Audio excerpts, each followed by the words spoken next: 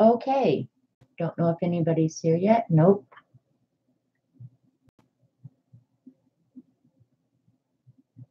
I didn't tweet either. Eek. Okay. Well, people filter in, I'm sure. All right. So that's.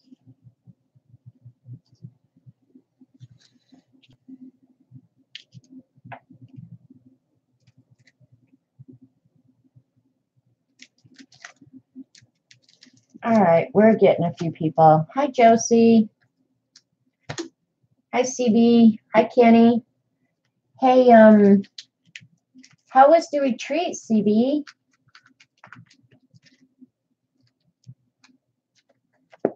You guys must have been busy because Z only got to stream that one time, but it was fun to see everybody. Hi, Ian. Hi, Christy. Hi, Gracelyn. So it was wonderful. Oh, good, good, good. And I'm assuming you're home by now. I know that Z and them were taking the ferry over to New York, going to Kramer or something. You had 3 great classes. Awesome. Awesome. That medal looked amazing that you guys did. So, hi, Lori. Okay, so this is camera's all the way over there. This new camera setup is just really, I don't know. Okay, so you got home late yesterday afternoon. Oh, cool. So I hope you slept good last night. I always do better when I get home. Hi, Dorothy. Got to wait for our fearless leader. She had suggested, wanted me to do pan pastels over magicals. And I thought, well, that would be fun.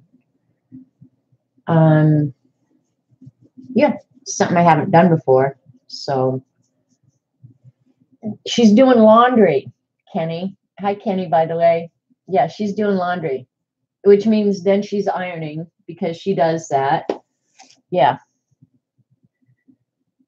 Oh, and I slept for crap last night, so I'm kind of draggy today. But I'm not taking a nap. I'm not doing it. You died last night. I can believe that. I would imagine it's round the clock, go, go, go, all the time.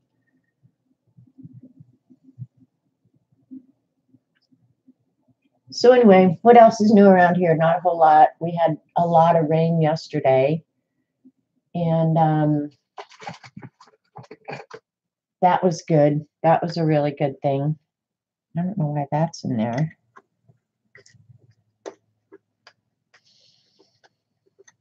Late nights and early mornings. Yep, I believe that. And goodness gracious, you'd think my daughter would have done something. Nope. Hi, Mindy. You got 3 hours sleep. I might have gotten more than 3, but ugh. And you got to play with Oakley. So Patty did have something over at her house, or did she bring Oakley to you guys? And if you're watching this on YouTube, just fast forward through this first part. We just get on and chat for a little while. Normally, on the way it used to be on Ustream, we could do this before I hit the go live button. Now I don't have the option, and I don't edit it. Whatever you see is what you get. One thing I do need for you guys to do is tell me how the quality is. Are you getting buffering, and is the sound okay? It looks okay on my end. Everything looks fine. But I don't know. Last week we had a little bit of trouble. I got too much stuff here on my table, which is normal. Okay, thanks, Ian.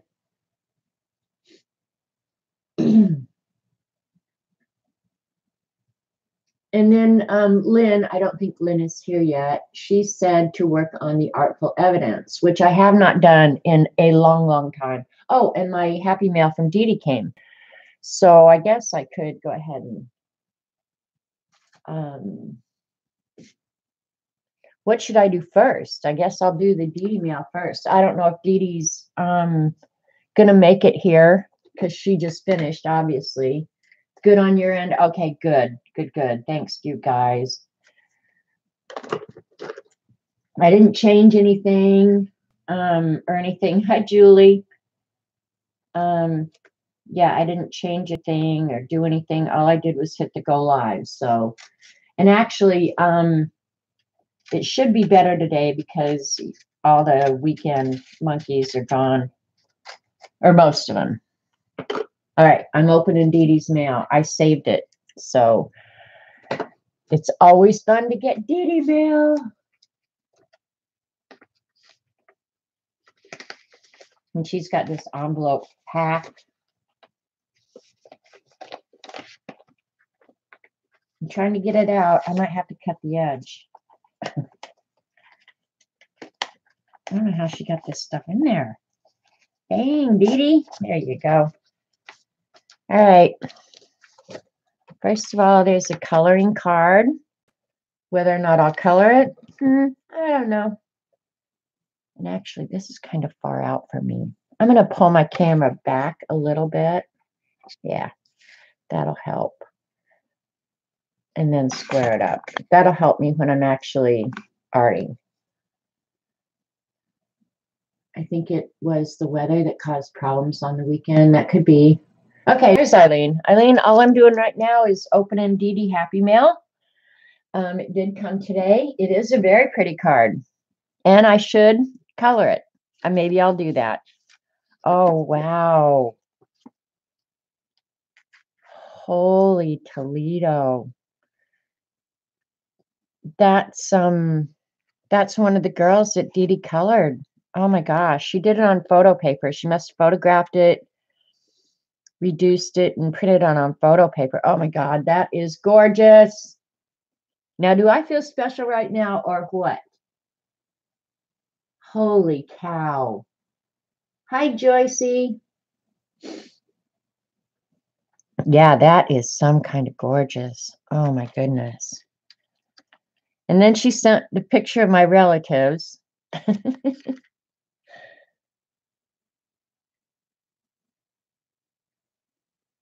How cool is that? It came from the Netherlands. Old postcard. Does it have a date? 19, no. Wooden shoes is what it says, but I can't read the date. Almost has to be 1949. Wooden shoes. Oh my gosh. I love old postcards. I love old postage. As you can see, she's sent me some for my friend. Oh, Dee Dee, you're my friend too. And then here's the peach. Again, I think this has to be printed out.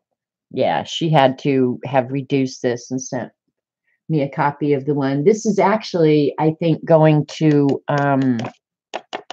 Eileen, because Eileen every day posts what day of the week it is.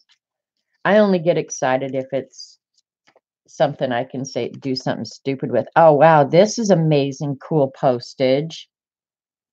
Russia, 2009. I don't have any Russian postage, I'm pretty sure. 6/18/98. Huh. Wonder where she got this stuff. That's Deutschland, Germany. Bicycle clips. That'll go in the Beast. Sweet. Maybe she thinks I'm some kind of egghead. I don't know. Hi, Jean. Do you, Julie? See, I like them too. And then she sent me the original of the, I'm going to call it a rat. It was Catch a Rat Day. And because I call Robert the rat, this is so cool. Dee Dee, thank you so much. I really love you. I'm always there for you. You know that. Got your back, girl. Yeah, so this I will definitely have to be putting up. definitely have to be putting up. I do feel very lucky. Yeah, I love the rat hand too. And I hadn't told Robert about it, but I will. And the rag flag is really, ooh, that's stretchy. Cool. Oh, what fun Happy Meal. Way fun Happy Meal. Happy Meal. It's a Happy Meal too. The peach ice cream cone is really cool. That is beautiful. It is way cool. Good likeness of Ratatouille. Yep, looks just like him. Smells better than he does, though. Hi, Karen. So that was my Happy Meal from Dee Dee. And Dee Dee, if you watched the recording, thank you very much. If not, I will definitely be calling you later.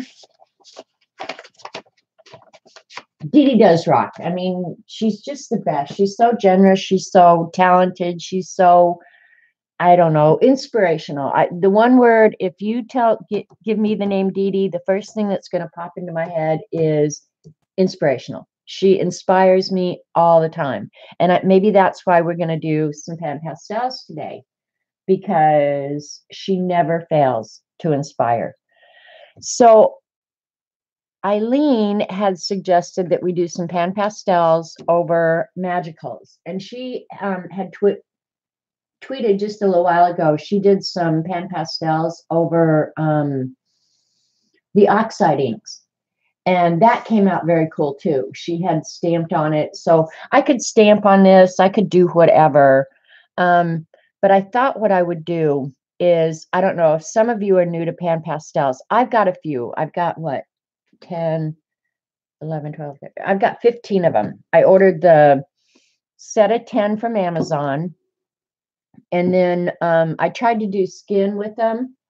And that was a huge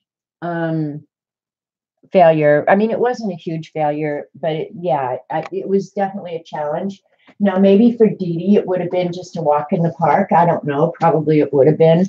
But let me see if I can find that picture. I actually meant to look for that real quick, see if I could find it real quick. Some of you may remember, I don't think I put any of my coloring pictures in this one. No, I didn't. Okay. Then I know where it is. I think. Oh, you know what? No. Anyway, skin was quite a challenge.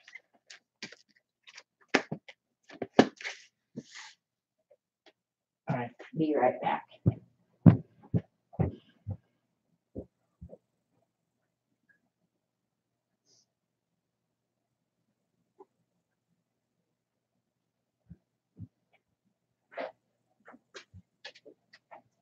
If it's not in here, then here we go. I actually did 2 pan pastel girls. This was, I don't know which was first or which was second, but this was one of them where I was trying to mix the skin using just these first 10 colors, the red and the yellow and the white, to mix skin. And it's not horrible, but it's not great either. And I'm not good about shadows like Dee Dee is and stuff like that. And then this was the second little girl that we did with the pan pastels. And again, I mixed her skin, and you could tell her ears to learn, you know. So I haven't had this out in forever. This is my coloring. I don't color very much. Be kind. It's hard to be a person. Hello. Hi, Sharon.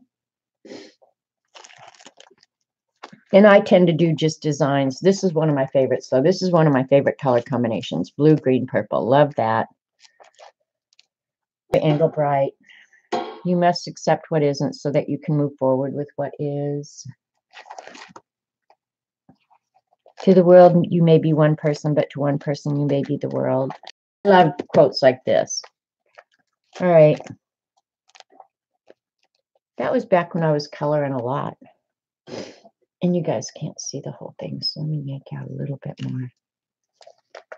I do like to color, but I don't find it incredibly relaxing like a lot of people.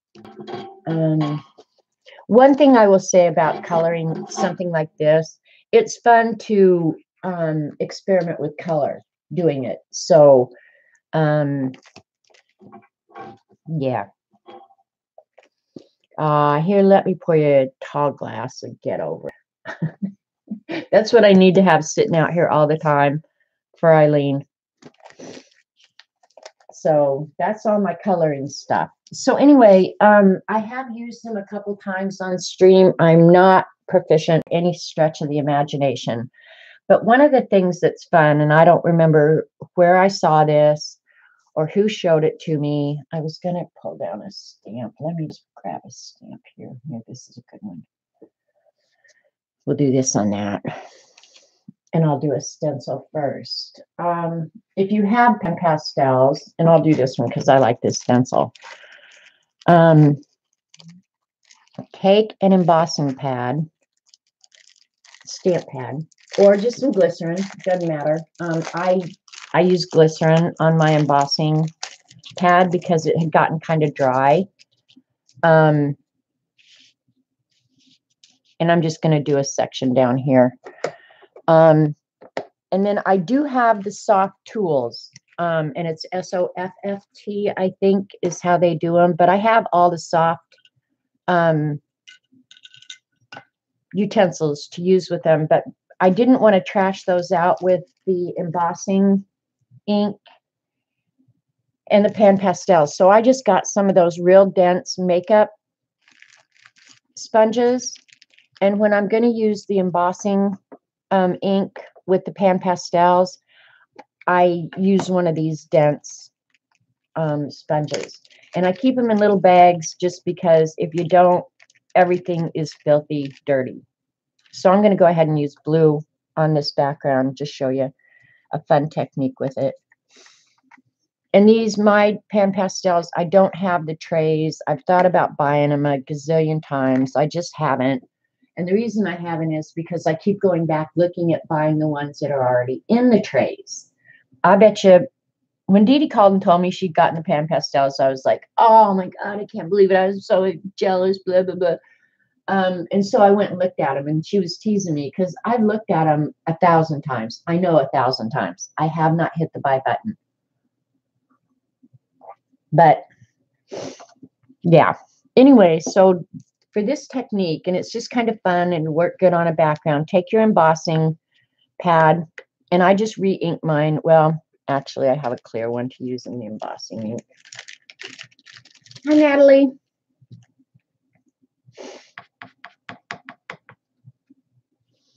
And this is just going to be clear, okay?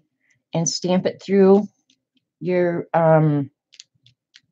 stencil. You can also use, and I'm going to do it here in a minute to show you how this can work. The problem is you're going to have to cover it with the blue. And I'm going to use the, well, I guess it won't matter. I'll just use this side.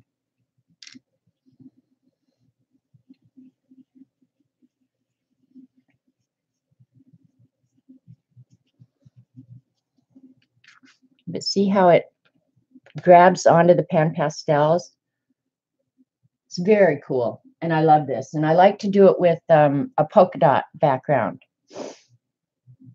So I don't know if Dee Dee's thought of that. And Dee Dee may not even enjoy doing something like that. Let me see if I turn that off. How that, ooh, that makes it really hard. But it makes the color better for you guys. So I'm going to leave it. Yeah, so this is a really cool technique to do. And then, in fact, it's probably my favorite. But we're going to try on this here in just a minute to see how dense we can get the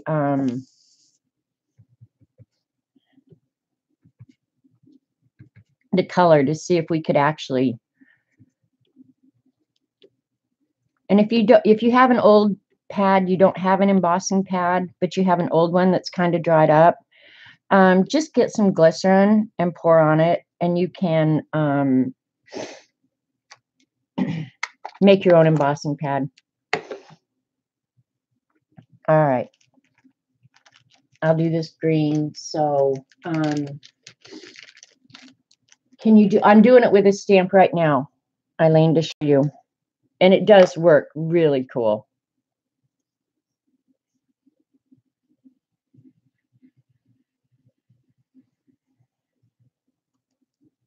And if you let that dry just a little bit, it won't smear quite so bad. But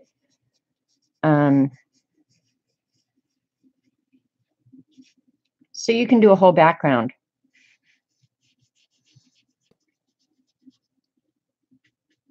And then if I wanted to get real dense, I could get the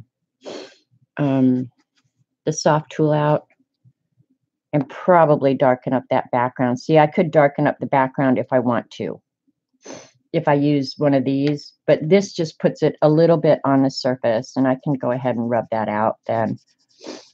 One thing I do want to try, this is on watercolor paper as well, so you're partly seeing the watercolor texture, watercolor paper texture. Let's see if I go ahead and, not really. Yeah, it's a really, really fun technique. And then after you get the powder on it, it's not going to smear anymore. But it almost looks like embossing without actually embossing. So that's a cool thing for those of you that, you know, if you have the pan pastels and you want another technique, that's one way to use them. Since I'm right here, I'm going to go ahead and add a little bit of blue. They are really, really fun to play with. I have to say, I like the pan pastels. I like, they give you a whole different texture than your pencils or definitely a marker or anything like that. You can use them just as light or as dark as you want. They're incredibly pigmented, so you can get nice dark.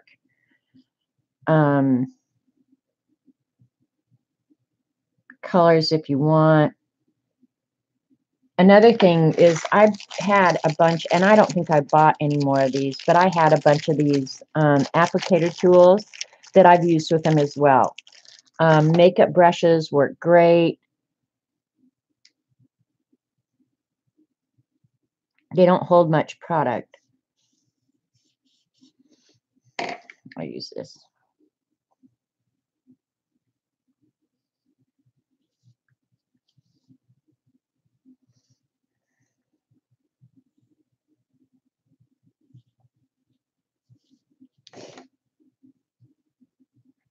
So just, yep, you could do that. It's fun.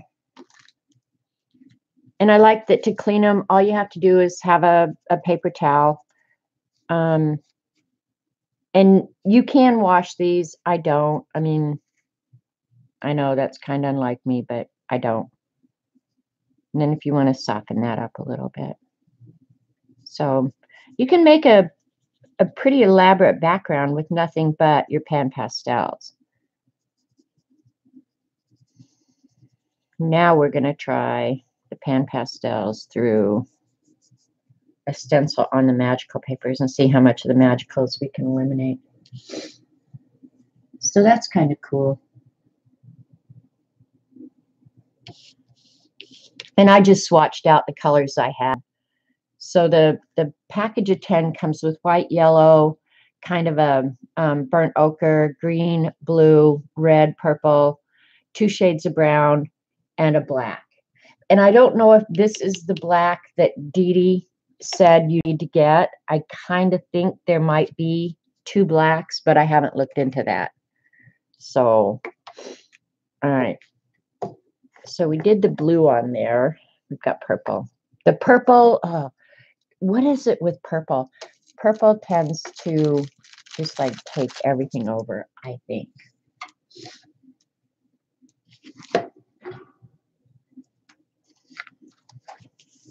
Cleanup is generally real easy. I usually work with a pad down here when I'm working with the pastels to catch all the crumbs. The crumbs bother me a little bit.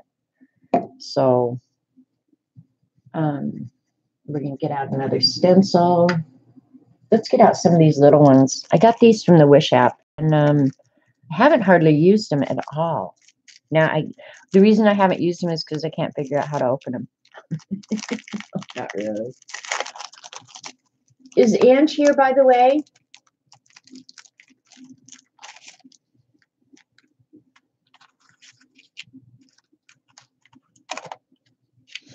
Let's put a big old splot on here.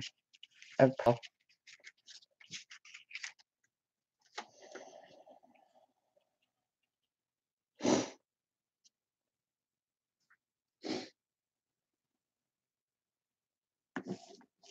Okay.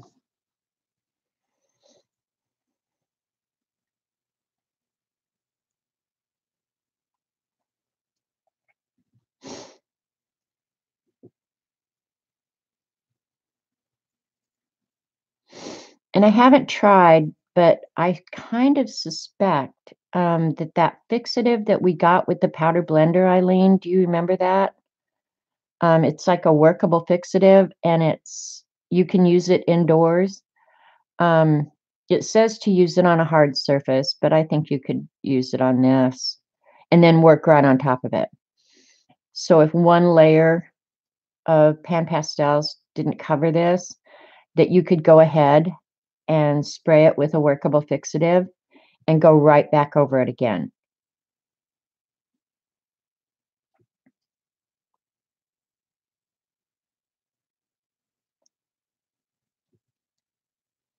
But it looks like this purple, and of course, it depends on what colors you're using too. You know, the purple is very dense. And it looks like it's covering anything underneath it completely. And like Dee Dee was doing, was that eraser that she got not maze balls? I want one so bad. Now that is how to do a splat. Why am I not surprised that came from you, Jane? Hi, by the way. I don't know if I even said hi to you. Janet, that's the same set I was using on my Ustream the other day with pan pastels. Oh, okay. All right, I'm going to go ahead and take this off because if I end up liking the background, I may go ahead and continue. So yeah, it pretty much covered up everything underneath it. Even the blue. I wasn't sure if it was going to cover up the blue there, but it really did. I mean, I can see it a little bit, but I could, I think, spray it and then go over it again.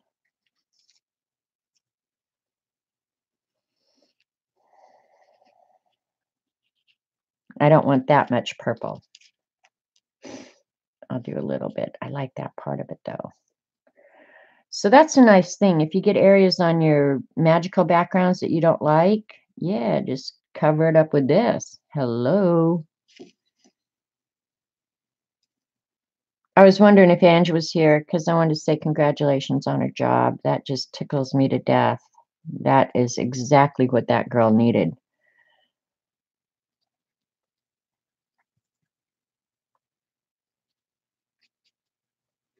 And Dorothy, when you say that's the set you were using, are you talking about the set of pan pastels or the set of stencils? And rubbing it over the edge of the stencils, I might be wearing out my soft tool a little bit. I don't really care. I'll just go ahead and okay, the stencils. I would just go ahead and order new ones. Really, there comes a point. Look at, I got it all over me already.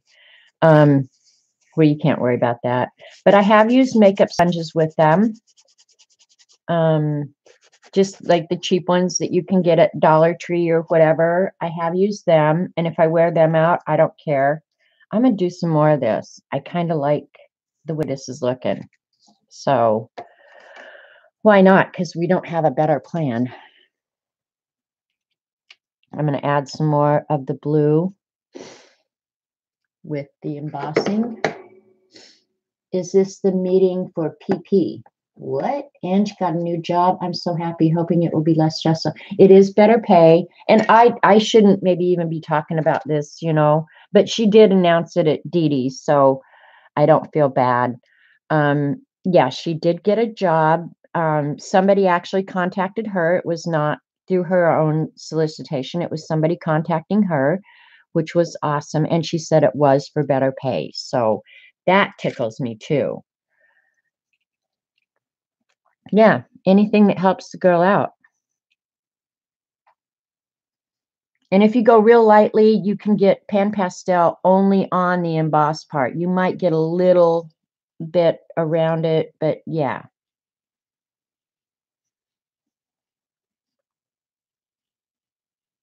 So yeah, I think we're all really happy for Ange.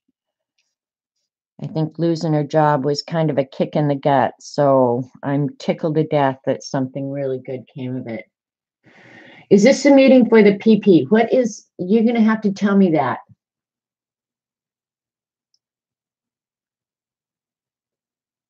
All About Art. Hi, All About Art. She's from India and it's 11 p.m. there. It's just after, well, it's 12:30 midday here. Yeah. Will the pans work on molding paste? Well, we can certainly find that out. I actually think they're going to work on most anything that you put them on. I really do. And I like this stencil from the Wish app. I really like this stencil. I've used it a couple times in the Beast, and I really, really like it. And if you go over someplace, I guess we're going to try this since Dee Dee did it this morning. You can erase it. So let's just use a regular eraser. Yep. So if you get it in a place where you don't want, erase it off, make it nice and tidy. I love this. The embossing ink is going to dry with the pan stuff on it, with the powder on it. So no worries there. It might take it just a little while. Like brushing it like that, I'm going to move it until it dries completely. So, all right. And we'll put our last one right in here.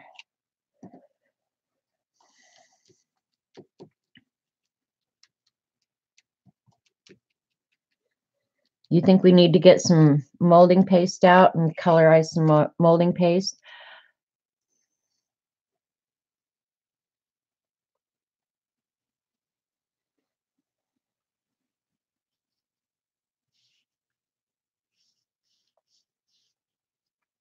Yeah, I really like that stencil a lot. All right, Pan Pastel Addicts. Okay, there you go, Sharon. All right.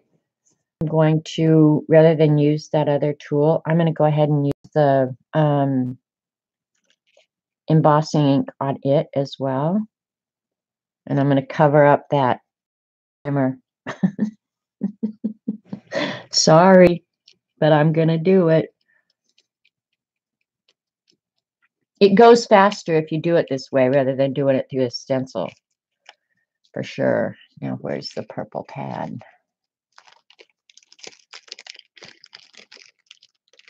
Eileen said, please. She's bossy. Not hard to get along with, just bossy, but she is polite.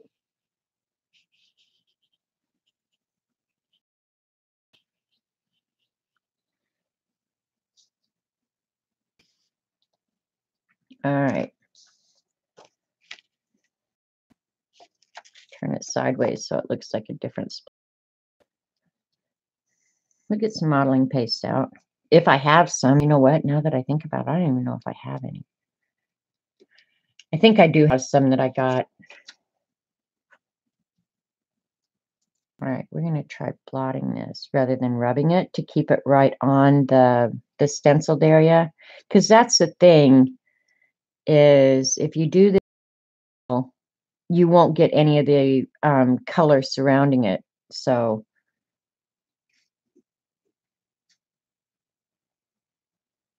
but you can get it pretty darn dense. And I was wondering, somebody reminded us that what, tomorrow is the last day that we could stream on Ustream free. And Paula had planned on stream, I thought, one last time from Ustream, you know, just, and she said she asked us all to send her some memories from our Ustream days, which I did not do because how do you pick one? I was overwhelmed with that request. Like, how do you remember just one good memory from a Paula stream? That's impossible. I'm taking some of the excess purple off.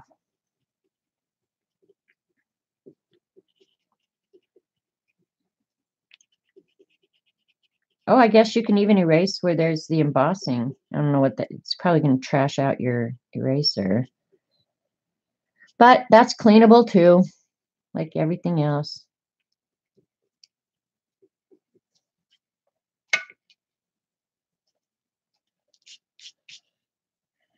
Okay, one more little purple one over here to kind of spread it all out.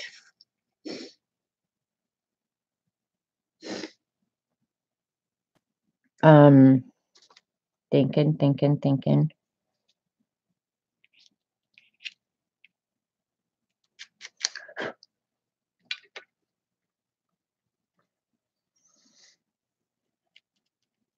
I like when things go off the edge.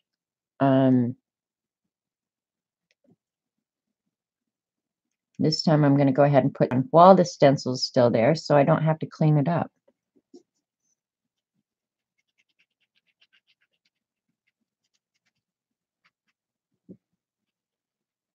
And I don't think I'm leaving any real residue in the pan pastels. I haven't noticed that they behave any differently when I've used pads that have the embossing on them. So you see pan pastels in your future. They're fun. They really are. I think they are a little bit harder for detail. So if I'm a kind of a detail person, I like the details. They're harder when it comes to detail. And one thing I would suggest is keeping your hands clean. The way Dee Dee's using them, her hands don't get that messy, but mine are messy already. Got purple all over me.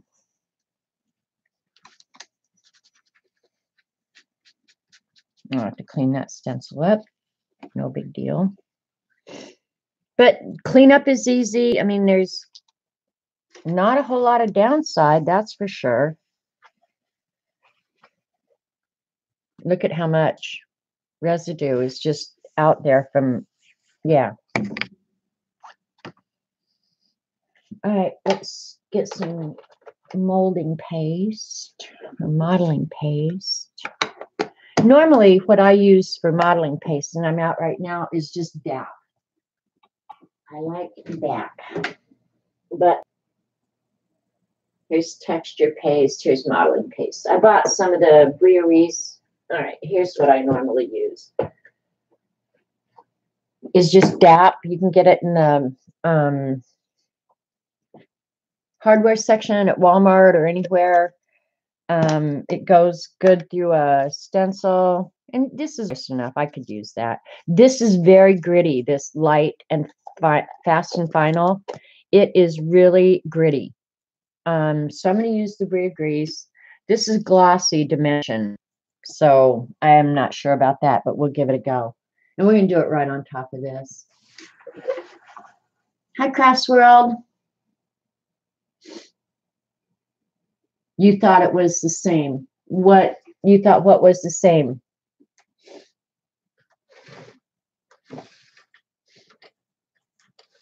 Looking for my palette now.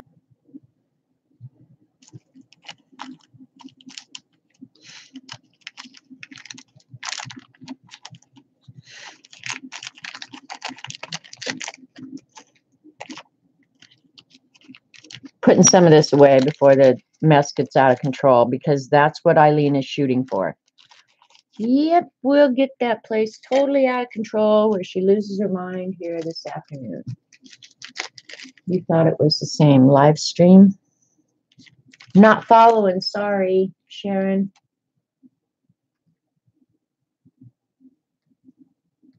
Hey, Jennifer. It's so good to see you. I wish you would stream again soon. I have to watch that stream of Debbie's. Debbie did something blackout washy or something. Debbie, I had to go take a nap. I wanted to come, but I absolutely had to go take a nap. So, all right, let's see what stencil we want to use now. I don't know what we're going to do with this background.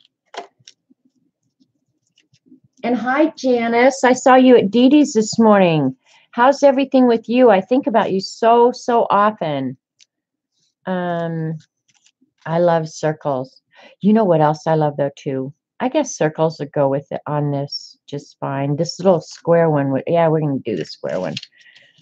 Of course, it might be better if we had bigger. Let me see what else we got. I didn't bring out my normal stencils. I just brought out the small ones that I keep for my journal. The tree is cool, or whatever this is. Yeah, this is a tree with a swing. Let's do the tree with a swing. And you know what? We could end up, well, it wouldn't work. You know what? Maybe we won't use this one. I just got to do an artful evidence prompt. And a tree with a swing would work great for the summertime prompt. So let's see what other backgrounds we got going on here. And maybe I'll do that one and we'll do it brown. It'd be nice if I had primarily green. Maybe it can't be on a magical background. Let's see. I just leave these here because these are all 6x6 stuff that I could use for backgrounds. These are none of them going to be good for that. Oh, not going to work good for that. Never mind. We'll just keep playing. I guess I could do a green and blue. All right, got an idea here. I'm going to do a green background. Slowly improving, kind of like weight takes longer to recover than it took to get here. I hear you, Janice. Yeah, it took Mom a while. I'm going to do a background with some green behind it. I don't want the heavyweight though. Hang on, bear with me here.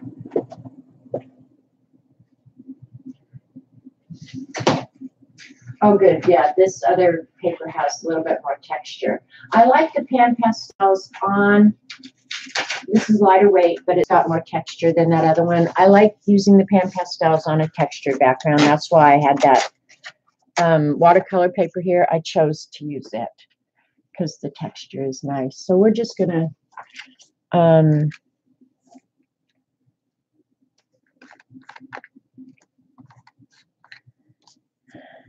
I'm unscrewing all of them.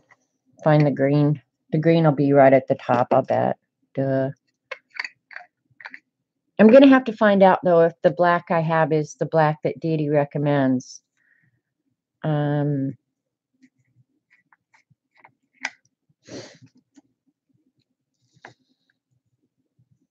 There's the green. I already had it out. Somebody needs to kick my ass. All right, what I'm going to do is use this one. This stencil has some leaves and branches and stuff. I'm going to go ahead and use it for the background. And this is a total experiment. I don't know if this is going to work or not. It may be the grossest thing ever, but we'll find out. Don't know which of the leaves I want to use. Do I want to? I think I'm going to use this.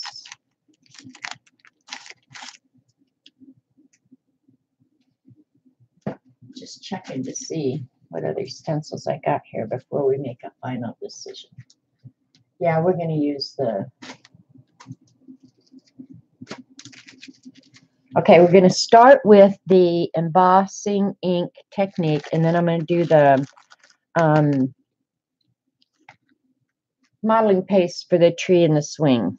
Okay, so we'll do this first. Now, one thing, well, I guess we can mix the green and the yellow. Why not?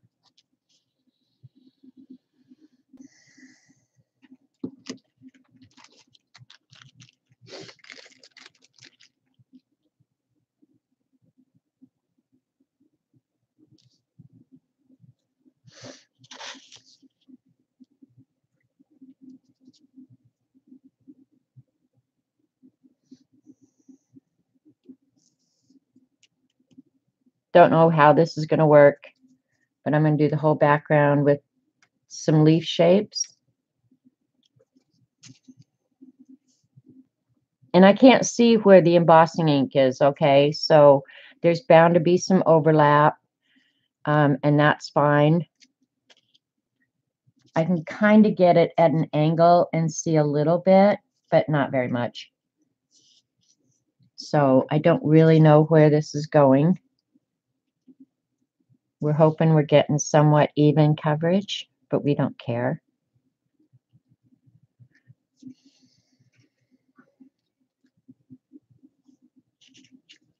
I'm running out of room. Okay, when I move this, you guys can't see it, but when I move this a little bit, it looks like I have kind of even coverage.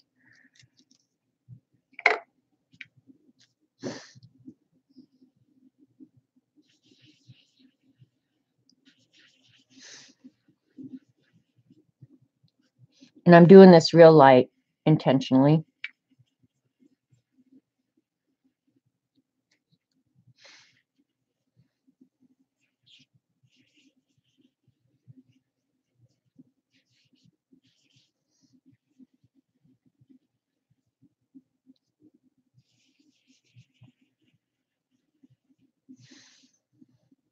All right.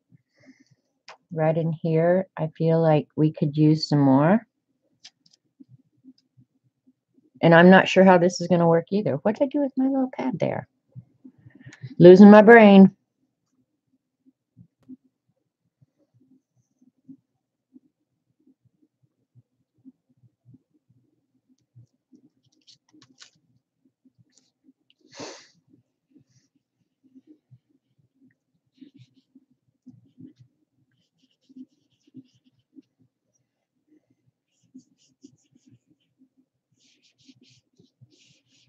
It's pretty quick and simple background, right?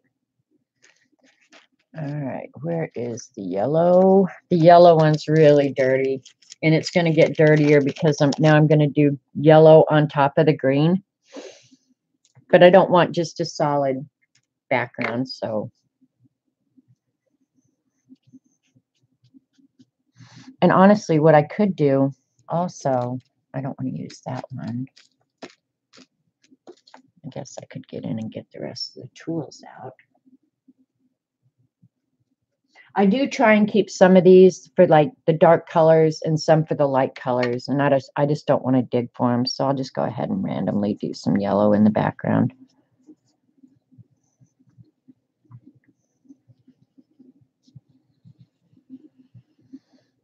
Well, okay, let's just try this. What the heck? We got all this stuff here.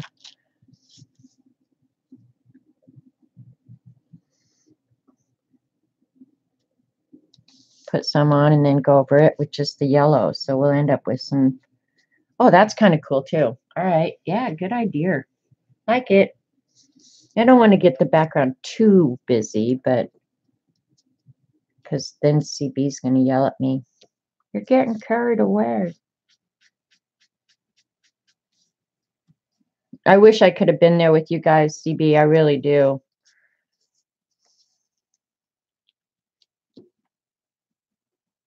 Maybe sometime I'm going to have to just bite the bullet and go to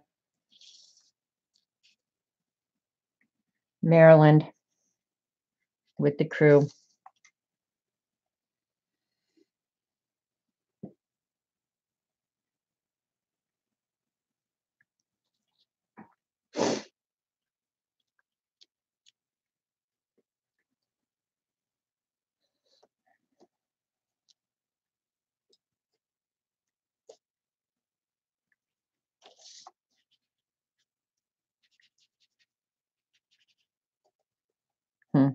Lost that one, I guess. I don't know.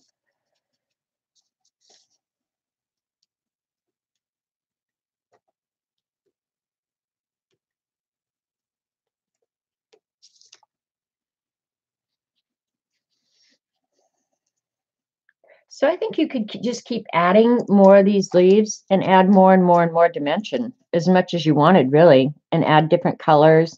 This actually would probably be better for autumn than summer, but we're going to use it for summer if it comes out even close to cool.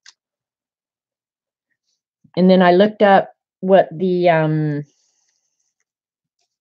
prompt was for this week, and I think it was pets. And I thought, what am I going to do for pets? Draw a picture of my crappy cat? Are you crazy? So, yeah, so it's coming out pretty all right. And then I think just for some added interest, I'm going to add some little bit of blue here and there. So I'm going to yank this off. I'm going to have to get the other tool out, I guess. I tried a whole bunch of different tools with my too. In fact, I bought some of these really cheap makeup brushes to try with it. So let's go ahead and give them a try because I want more control here. And I'm sure I got these like at Dollar Tree or something. I'm sure I wouldn't have spent a lot of money on them. But that was one of my biggest complaints with the pan pastels was you had no control for the detail. And that was kind of a problem for me. I'm going to add blue along the edges because summertime is blue skies, right? I normally don't do the edges at this stage.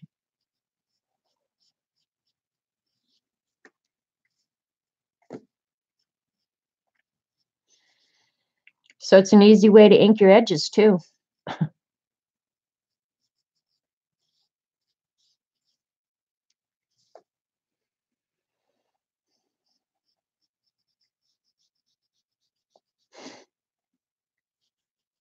I need to get this sleep crap figured out though. I don't like not sleeping at night, you guys. Oh, I am a bad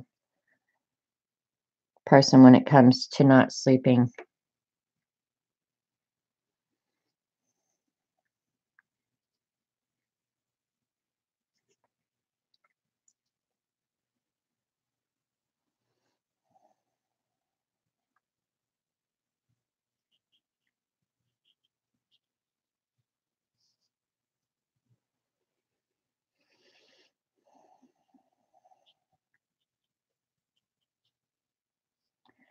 All right. Now, Eileen, I'm thinking, I was just trying to think if I could colorize the modeling paste before I put it down. I guess what I ought to do is put it down white and then colorize on top of it. The only thing that scares me about this is the gloss. Thanks, Eileen. It's something. It's going to be very pastel-y, that's for sure.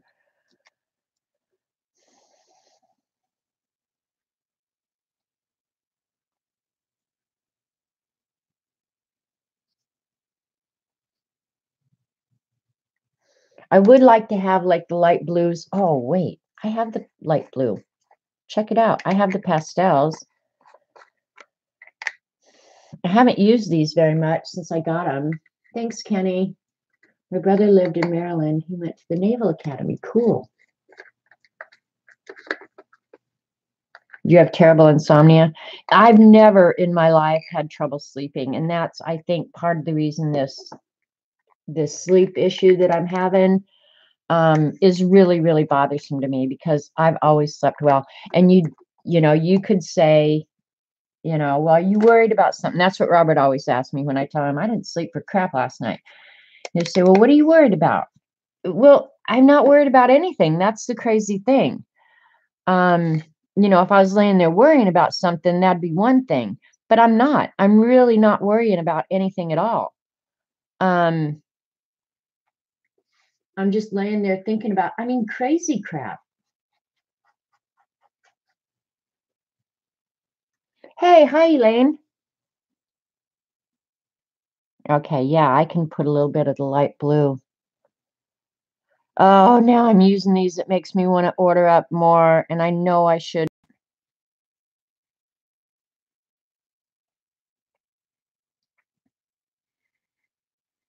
And I'm adding the blue, like abstractly sky between the leaves, you know, and just give it a little bit more depth. But it looks pretty even right now. Now I can go back and detail to the leaves or whatever I want later if I decide I want to do that. I'm going to have to probably order the trays. Not all the colors. I'm not committed to that yet, but all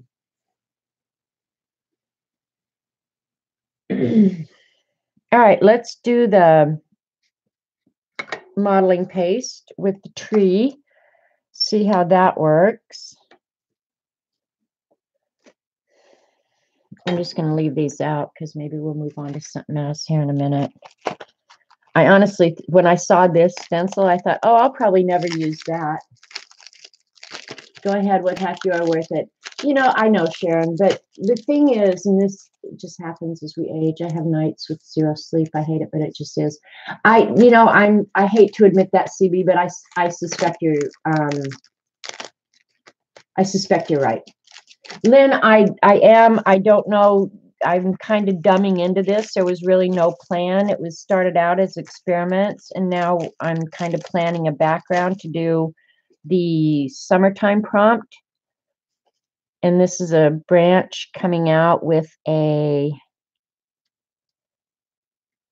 swing on it.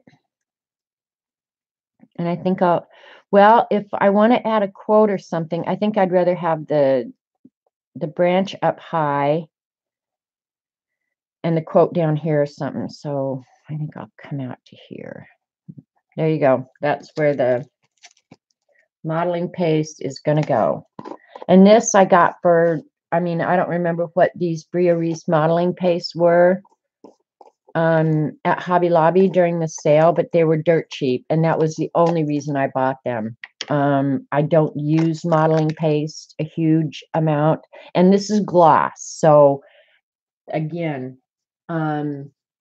it would make great coral branches, wouldn't it? If you just didn't do the swing part of it, it really would, Debbie. Yeah, so the gloss, I'm not sure how it's going to take color after it dries, but we're here now, so we're going to find out. And this stencil is not real thick, so I'm not going to get a huge amount of dimension, but they are cut very nicely. These were off the Wish app.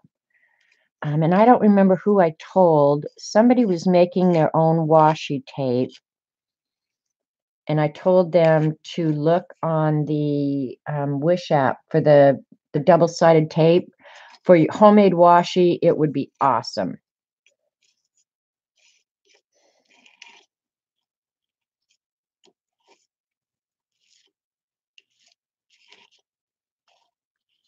All right, here we go, boys and girls. That came out very nice. All right, I'm going to go ahead, scrape off any excess here.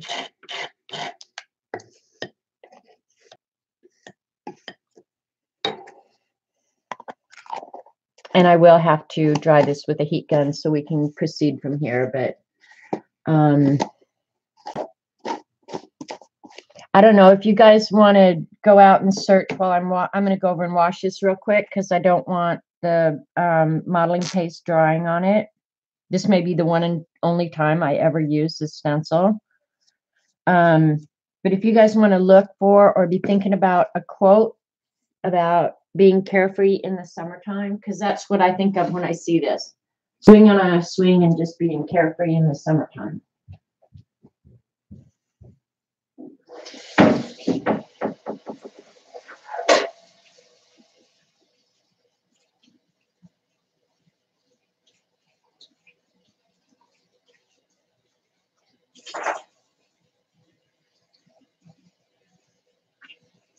Cleaned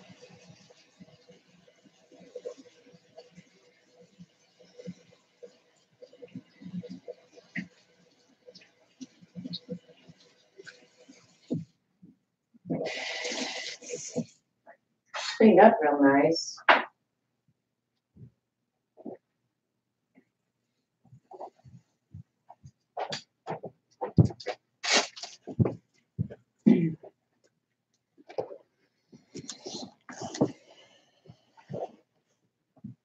In the breeze with the bees.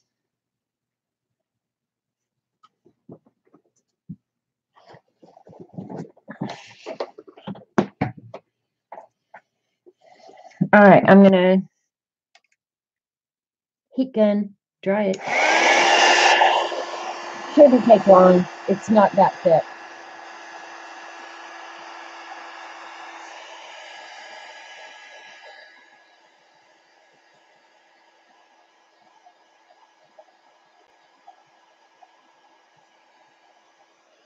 Coffee. Blew it away.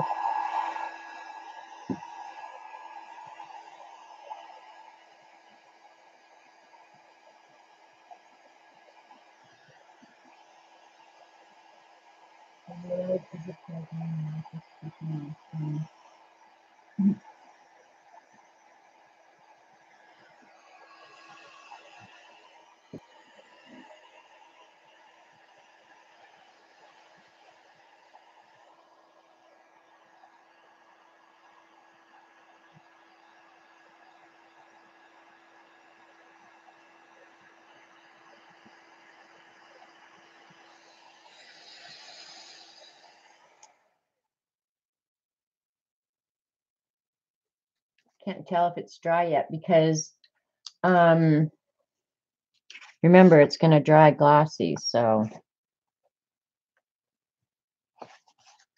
would have been a little bit better on heavier weight paper, but no sweat. It's almost dry, I think.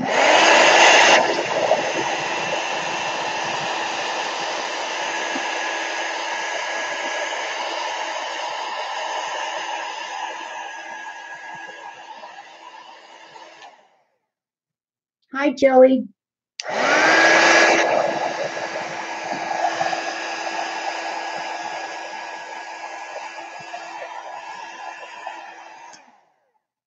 What I ought to do is make a vending machine and say life is a vending machine and Eileen is pushing my buttons.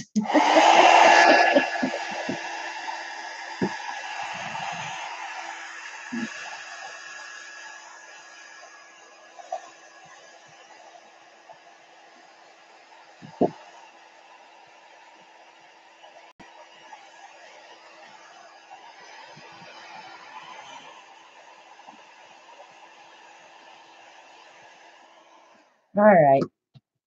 Hopefully that's going to be dry enough. I think it's dry enough to work on.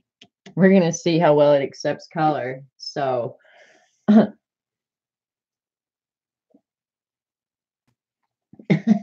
know I had to come up with something stupid like that, Eileen. Don't go getting your panties all in a wad at this point. For holy cow. Okay, I have 2 shades of brown.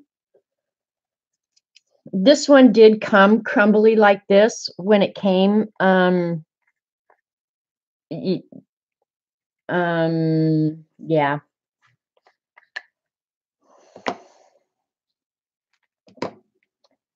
You know how boxes get thrown around in the back of a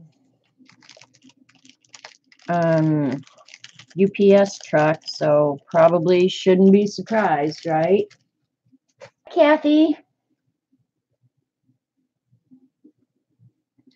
All right, we're going to try. This is a pretty small area. I like this brown best. But yeah, I was a little bit disappointed when it came crumbly like this. I probably could shove all this back in the area that it came from and press it down because it is, I think, creamy enough that I probably could compress it again. I just haven't.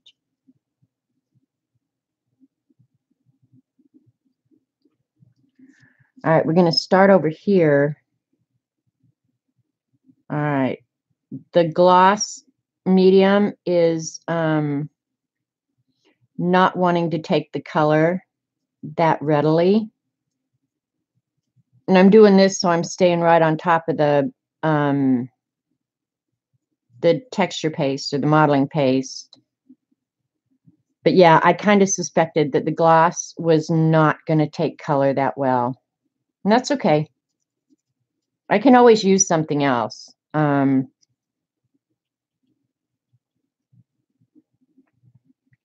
We could try the darker brown. I don't think it's not going to work any better. It's the gloss on that, the modeling paste.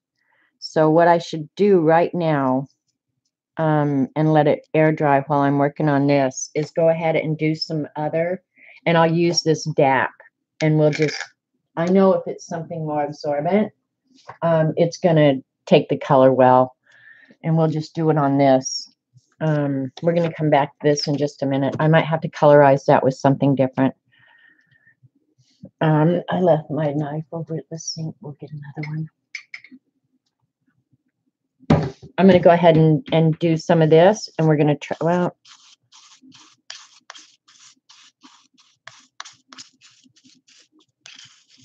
it might get a little crumbly, but we'll try it. We'll try it.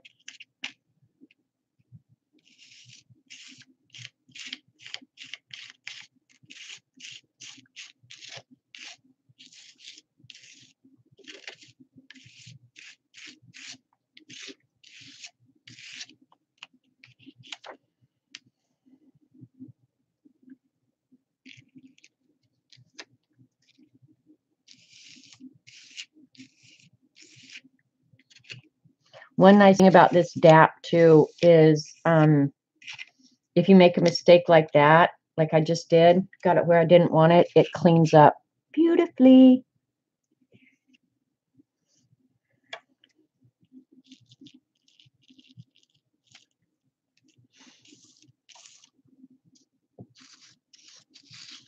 I really thought I didn't have any of this, so glad I didn't buy any more. I don't use any of it that often. Okay, we'll let that dry. And this stuff dries really, really quick.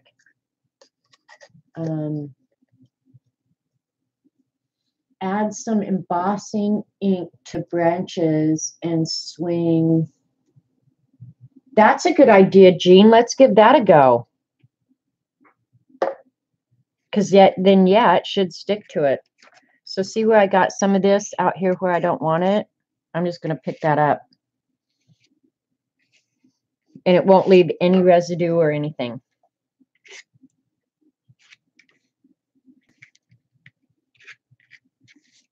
All right, we'll let that dry, and we'll come back to that.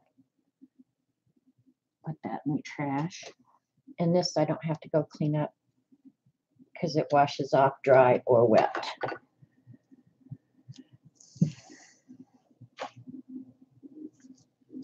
All right, we're going to try Jean's little idea here, and I suspect she is spot on about adding the embossing ink.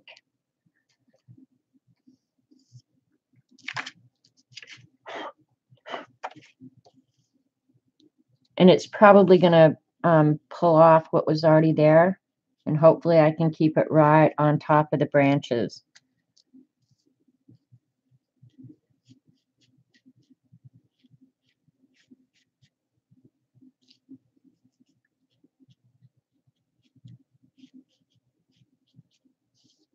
All right, let's give it a go. See how that works. And I don't mind trashing out these tools because I paid, what, $1 for, oh, good idea, Jean. Well, it didn't take in that one spot. Maybe I didn't get any embossing ink there. All right. Wasting a makeup sponge. Where is it? Here's some more. I might not have gotten the embossing ink there, so I'm just going to go ahead and use a smaller tool to make sure that I'm getting it on there where I want it.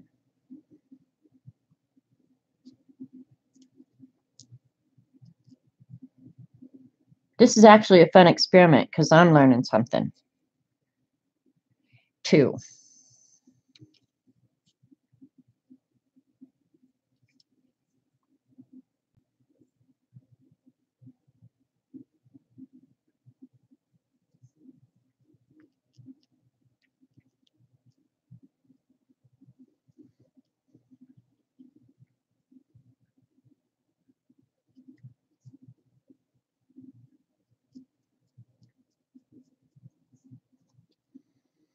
Oh, Gina, well, I was going to ask you a question about watercolors.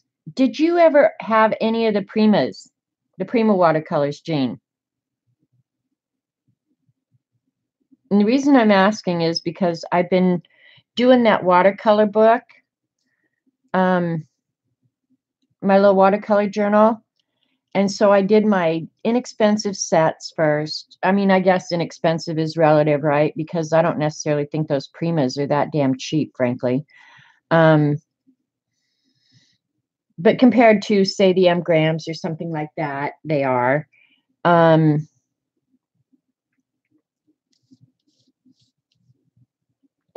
how do you compare them? I mean, I know they're just inexpensive student grade, but after using them for most everything I've ever done, and then using some of the more expensive ones, I don't know. Those expensive ones are going to take much more of a learning curve, I think. I was having a hell of a time with them over the weekend. And I thought, I want to see somebody who actually has experience with both, because I don't, obviously. No, I didn't ever get them. They were way too expensive here, and I could get a few tubes of M Grams instead. Okay. Yeah, because I don't necessarily think the Primas are that cheap, really. You're paying $25 for a tin of, what, 12 of them. And a lot of them are duplicates, according to Paula. I don't know. They're the ones I'm used to, and so I don't know. They just, maybe it's just all what you get used to. And when I say they're harder, for me, it was harder for me to get the water to pigment ratio figured out, because mostly I had been using them in the Beast. You know, I'm not painting a picture. You went from the Cotmans to the Shinhan M Grams and will not use the Cotmans ever again. Okay. I even prefer the M Grams and Shinhan over the Kramers. Okay. And I don't know anything about Kramers. Yes, they need more water than you think. Maybe that's what I'm doing wrong. I don't know. But it was just like, oh, man, I need to ask somebody, because there's something about them that is very different that I obviously am not getting. I had fun playing, though, with them over the weekend. I binge watched Orange is the New Black. Did you watch it, Elaine? Now, this is what Elaine and I would normally be talking about at coffee. Did you watch Orange is the New Black? What'd you think? Da, da, da. All right. Let me get the excess powder off.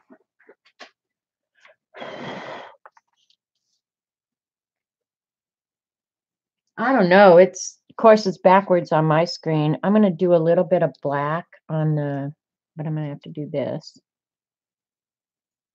I'll do the strings going down black.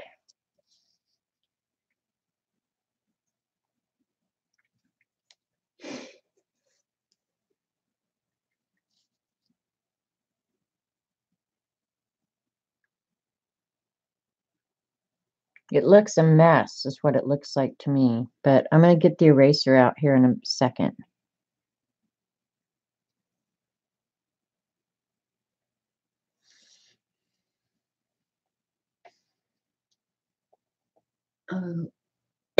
Okay. Have to read chat real quick. Oh, yes, Debbie, I did like the 100% paper makes a huge difference, even the 20. Yeah, I've heard that over and over and over. No prima grainy and less pigment value. I'm just beginning my watercolor tournaments. Well, good luck, Joey. The Prima, I believe, are definitely student grade paints. They definitely are. Where did I get these pastels from? These came from Amazon. I just ordered the 10 set from Amazon, so I have very limited color choices, which is fine with me. Because mostly when I got them, it was more of an experiment. I saw them the first time and went, oh my gosh, I've got to have those. Kind of like the rest of you are right now watching Dee Dee use them. I mean, I was just like, oh, I have to have those. And then Elaine, poor Elaine, had to listen to me for days on end, fight myself over ordering more of them. I wanted to order them all. I'm still not happy with the tree. So I'm going to come up with plan B. I need something to clean off my eraser.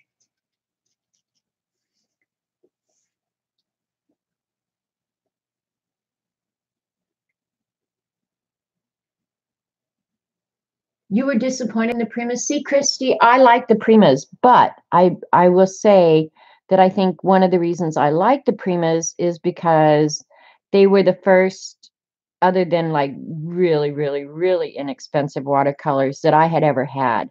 And I thought and I use it primarily in the Beast. Okay, I'm not doing watercolor paintings, not yet.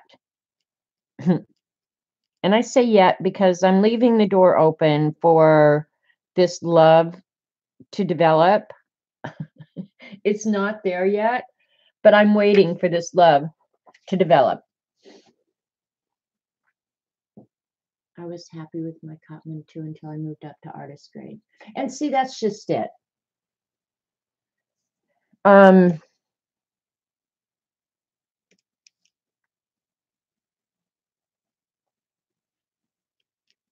Cleaning up just a couple little icky things here I don't like. And one thing, like when I'm cleaning this up, I've got to be really mindful that I don't want to pull up the color underneath too. And I am a little bit, but I'm not going to worry about that real much. If I feel like it, I can go back. I did have a paintbrush out here to clean up this mess. What do with it? I guess this one will be all right.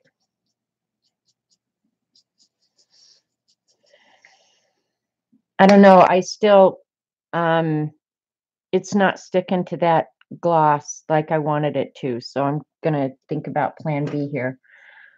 I think what I'm going to do,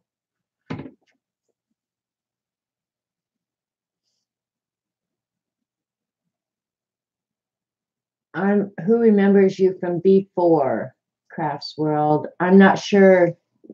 We maybe have met before, but I'm sorry, my memory's not that bad. How do they compare to what your niece got you? Well, Kathy, that was kind of what I was doing this weekend, was working in, I'll show you the watercolor journal. And I started out doing the rabbit trail here real quick. I started out doing the Jane Davenport and the Primas that I had, you know, just experimenting because I love Paula's watercolor book and working on brush, you know, pigment to water ratio and brush control and, you know, just playing with them more than anything. And then a little bit of color mixing, whatever. And so I got down to there, and then I think this is one of the Primas too. Yeah, these are still the Primas. And then I switched over to the M Grams. And then this is the PH Martins. And then, oh, it's not out here. But I also did like some basic exercises of washes. I'll go grab it real quick so you can see. I watched some videos and they were saying, you know, for beginners, different techniques to try to learn how to use them.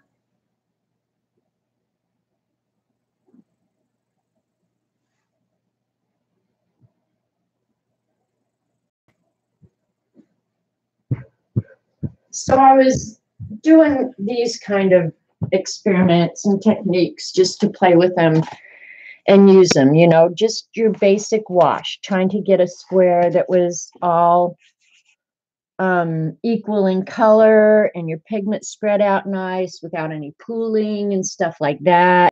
And then a gradient, ombre, you know, wet on wet.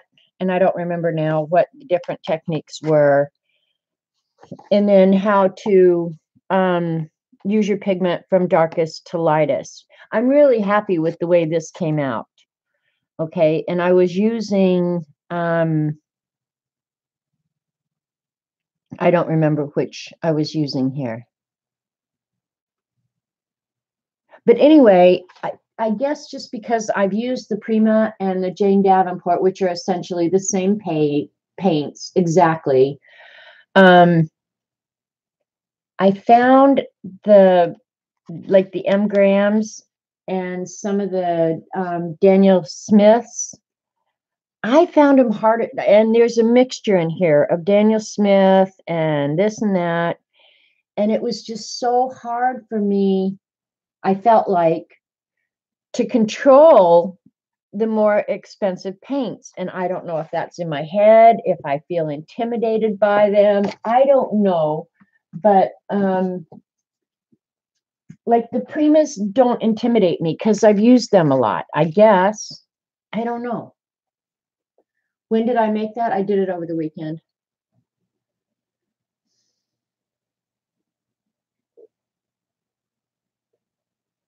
So yeah, I was just playing over the weekend while I binge watch the new episodes of Orange is the New Black. Brushes make a difference too. I've got some brushes coming, Debbie. Yeah, I've got some better grade, and I wasn't using my best brush either. I was using, I would say, decent brushes, but not great brushes. You think the Prima and the Jane have their own texture, and that's kind of it, Kathy. Is I'm so used to the Jane Davenport and the Prima that it's like, ugh. All right, now I'm trying to think. I might have to get out acrylic paint to go over that gloss. I can't, well, I guess I could try a Posca pen. We've got Posca pens here. That would be fast. I've got a brown Posca. Let's give it a go. See how it works. It's going to be darker though, and that's fine, I think. So remember that the gloss matte medium or gel medium or modeling paste, I guess, makes everything harder. I'm going to go around the edges because this one's going to be slightly darker. Not too terribly darker. Well, that's not bad. Can you guys see? I'll pull you down a little bit so you can watch.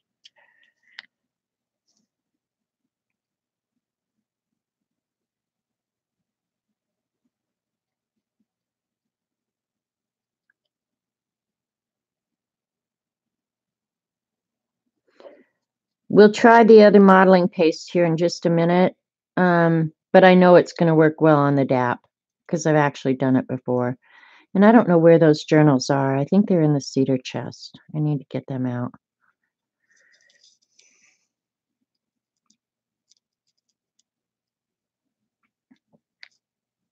But yeah, in case you're wondering what I did yesterday, I played with watercolors and sat on the couch and binged watch Orange is the New Black.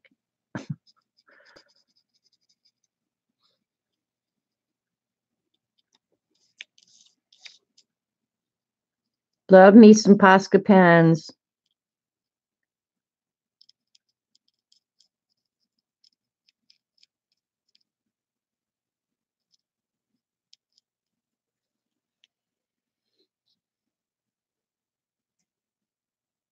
You bought the Pablos. Bye, Michelle. Thanks for coming.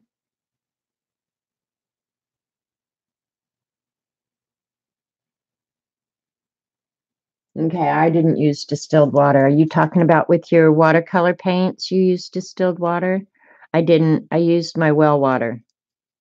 which is very hard. Maybe that's a mistake too. I hadn't really even thought about the water aspect of it. I thought water is water because the water, for the most part, all it's doing is carrying the pigment right to the paper. It's just a carrier, and it evaporates or dries, and then it essentially goes away. Now mine may be a little harder, so I don't know. Does distilled water make a difference? Do you guys that paint watercolors, do you think it makes a difference? I wouldn't think it would matter. I mean, you're going to get some, especially in my well water, you might have some sediment, but I don't think it would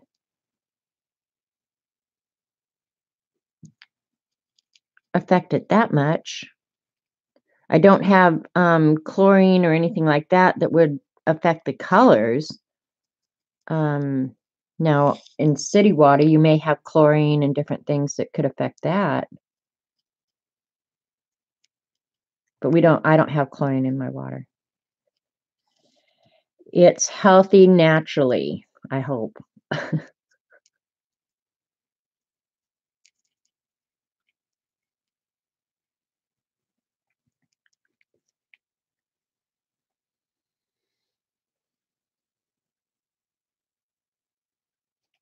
All right. You were told that it makes a difference. Debbie thinks it would be minimal. See, I think it would be minimal too, because really the water totally evaporates. Now, with city water, where you have chlorine and some other additives, fluoride and different things, that might affect the actual pigments a little bit, but I can't imagine it would affect it that much that it for some dumbass like me who's just goofing around that it would make that big a difference in one, how they behave, and whether or not I was able to use them. Because we're not talking Picasso here, you guys. Well, maybe some of my work looks like Picasso, only not as good. Wasn't it Picasso who did crazy paintings? Yeah, it was.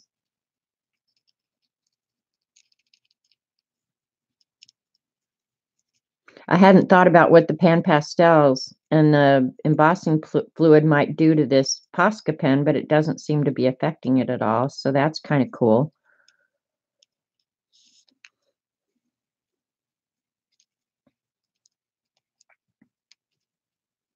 I haven't trashed out a pen today. That's a bonus, right?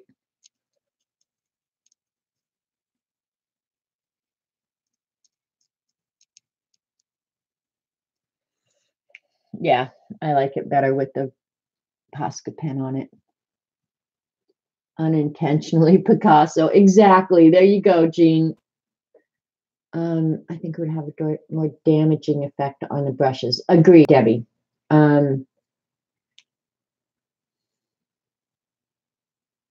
Okay, you have good water, no fluoride. See those in those are the things I would worry about more is the chemicals that are actually added to water. Mine doesn't have any of that because it's right out of the ground. It's hell on your coffee pot, though.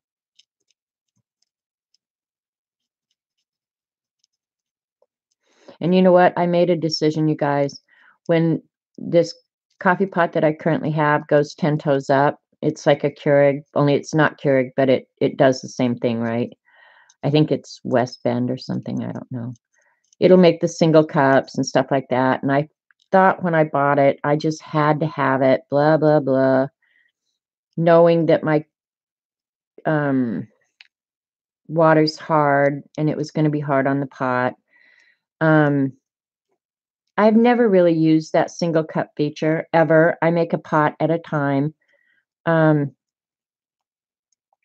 When this one goes 10 toes up, I'm going back to the old fashioned percolator kind.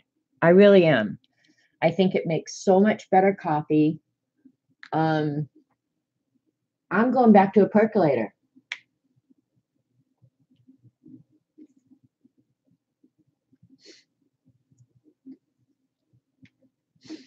You guys are talking about ironing.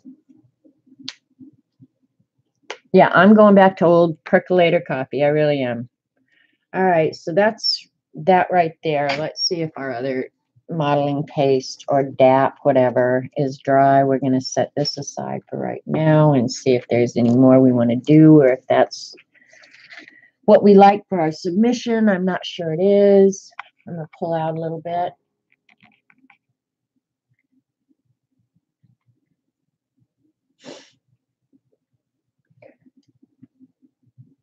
Does that picture look clear to you guys or not?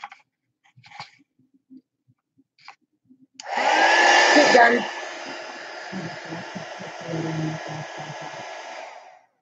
Comment on how good your coffee is. Yep, I'm going back to one. That's what I've decided.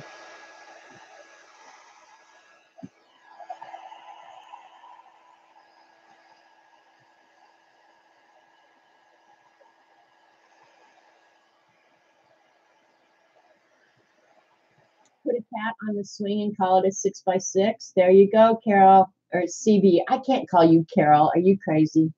My cleaner does what ironing is done. And yes, I do use distilled. Oh, no, I would put distilled water in an iron or something like that. Okay, it looks clear to you guys. Okay. When I look up, sometimes it just looks like it's fuzzy or something. I don't know. I had a monkey.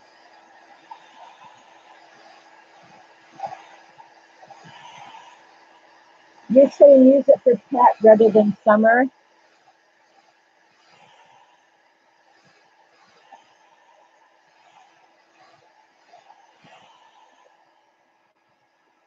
All right, that's pretty dry, I think. This is definitely going to accept the pan pastel. Now I just have to decide what color to colorize it. Because I've got the blue and the purple from the background. My color selection is pretty limited, you guys. Your well water has to sit and let the rocks settle. That's about how bad mine is, Sharon. But the softener has helped enormously. Good Lord, I'm just trying to figure out which brush and which color to use. Yeah, my softener has definitely helped with the hard water problem. I think I'm going to use green on it, you guys. Yeah, well water does have sediment in it. It depending on, yeah, but mine, we do treat mine because otherwise I'd have to move. The bathrooms are too freaking hard to clean. Okay. All right, I'm going to do yellow first.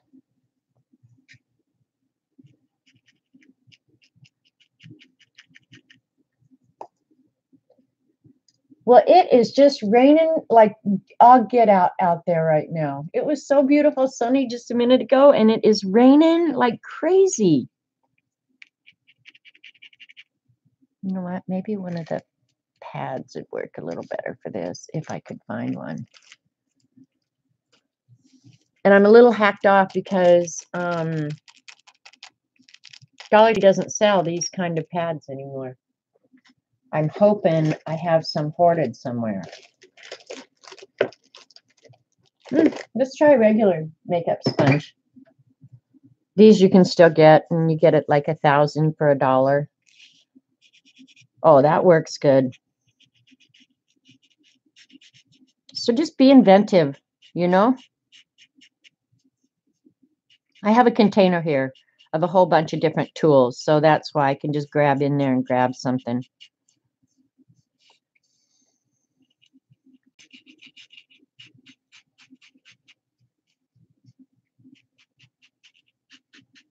Yeah, now this DAP, it is taking the color beautifully, and I don't know where that black in there came from. That's really weird.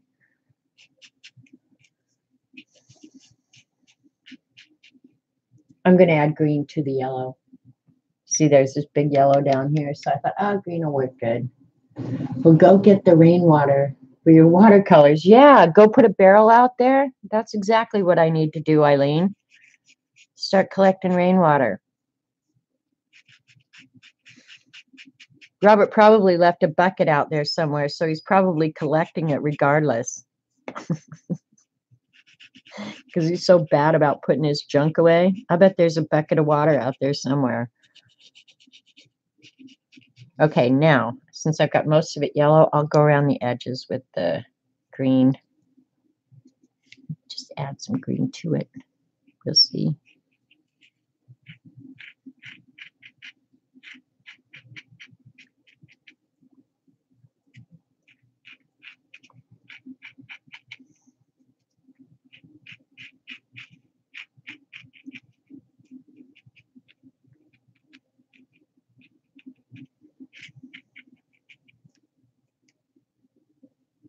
You guys can't really see the green, can you?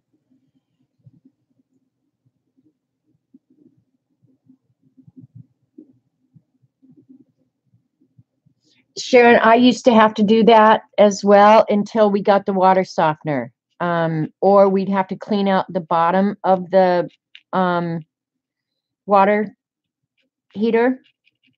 Just so we didn't have to replace the whole thing. We could clean out the bottom of it and take the element out and clean it, and that would make it last a little bit longer. But yeah, it's just bad. Just bad. God, my hands are dirty. I'm going to try and get that black off. Maybe a big mistake. Where in the world did that black come from anyway? That is just so weird that it just popped up out of nowhere, and there it is. Oh, well, we're going to live with it now.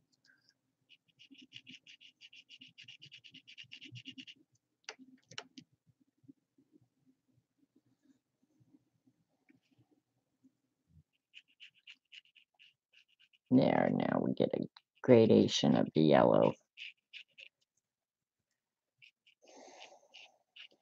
Yeah, so the DAP colorized just beautifully on this.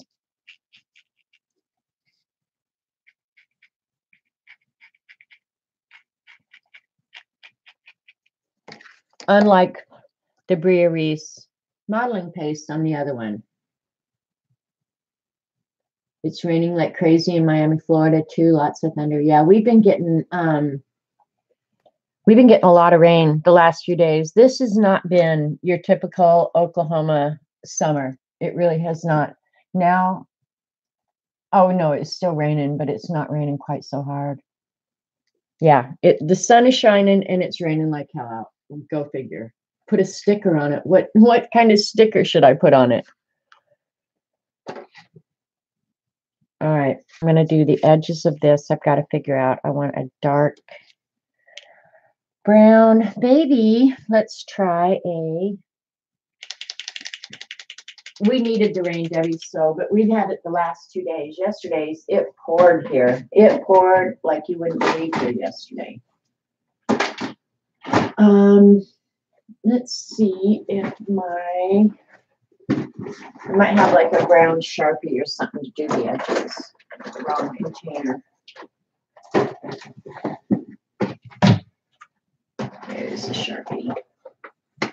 I don't know. That gloss was probably a big ass mistake. But, oh well, what are you going to do?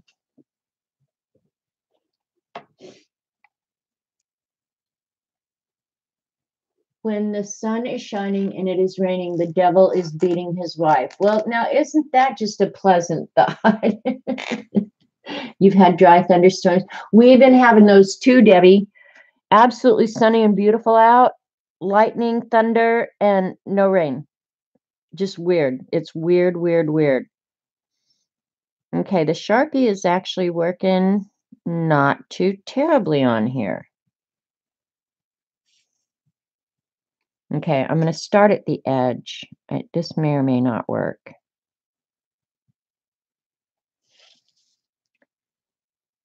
And Sharpies, will you kill a Sharpie going over? I think you will. I think you kill a Sharpie if you do it over acrylic paint. Somebody correct me. And if that's the case, I don't want to kill my brown Sharpie. Learned it from your granny. Do you have something like those sample watercolor squares? Not sure what you're talking about, Joycey.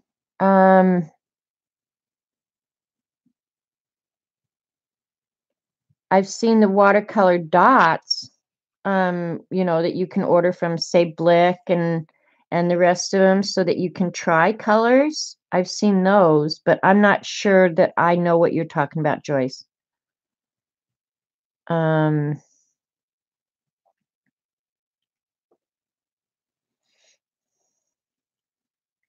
somebody else maybe can make it clear to me, but I don't know what they are.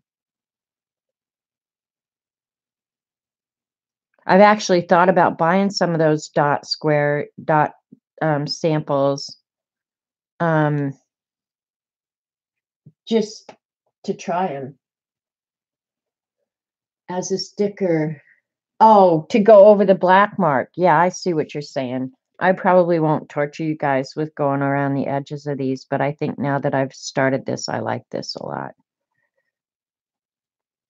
That black won't bother me. I could go over it with just a dot or two of acrylic paint too. I mean, I could disguise it if I wanted to, I'm sure. Yeah, I like the dark around the edges, so.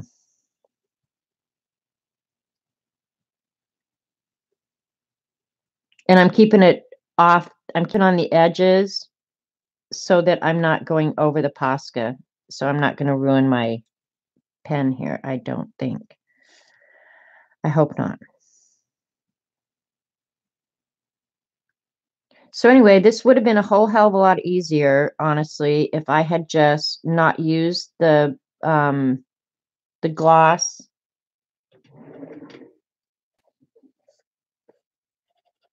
Texture paste. Now my Sharpie is going, I'm not liking this. All right, I will save that for later, but I will go around the edge of it.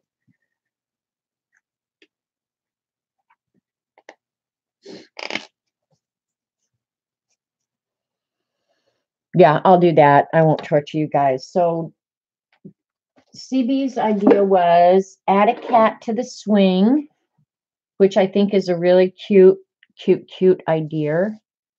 Did I put the Posca away?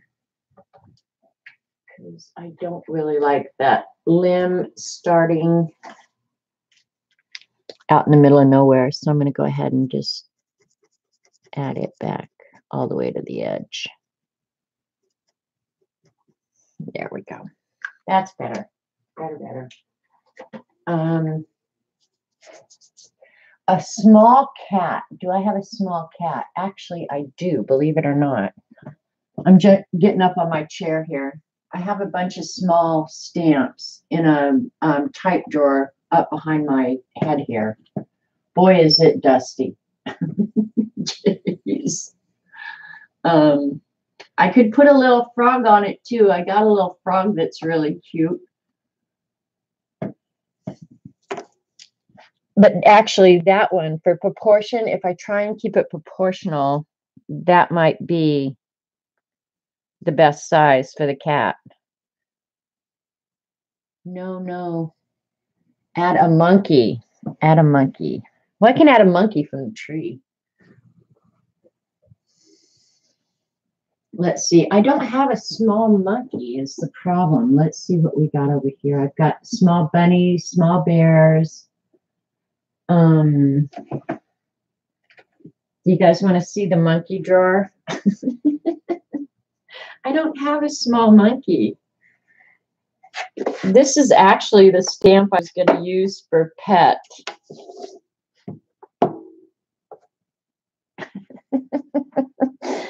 And I was going to name it Eileen.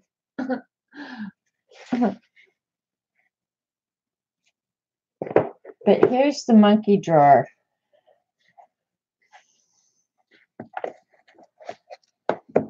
Now, who else has a monkey drawer? You know how to draw. I do know how to draw. I thought some of us got a monkey from the Hobby Lobby sale. I did. I had the monkey. I paid full price for that monkey.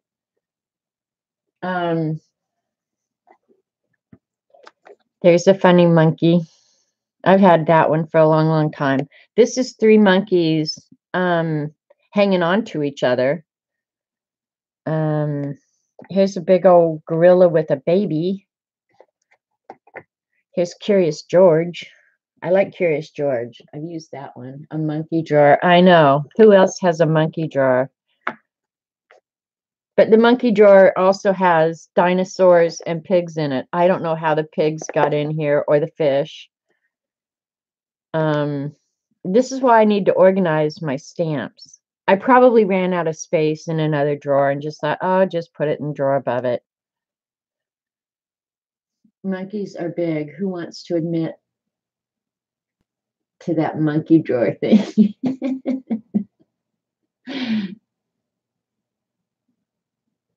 Just save up $5 a week, Eileen or Elaine.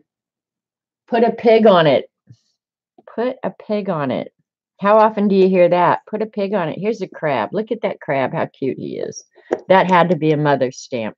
These all had to be, these dinosaurs, these had to be mother's stamps. I would never have bought those. And the crab, that had to be a mother's stamp. We'll put the monkey down with the monkeys. Yeah, those had to be mother's stamps. These are the kind of stamps I bought. This guy, he's definitely mine. And the dog was actually a gift. But yeah, all these dragons, they definitely have to be my mother's.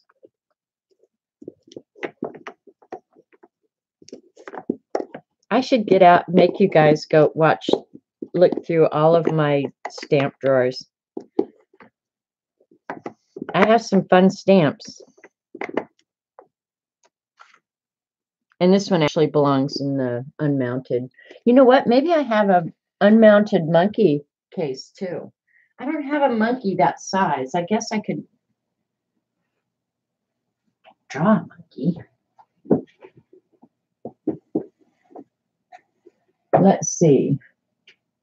Monkey, monkey, monkey. Miscellaneous. Oh, look, 2 monkeys. Oh, I wish one of these would work. I forgot I had these. And you know what? I might have another one too. Here's some monkey ones. Does a menu draw with a monkey straws count? That's probably what happened, Book Nester. The monkeys invited the pigs and the dragons and the fish over. Monkeys in a Barrel game. I actually drew that game, Joyce. And here's another monkey.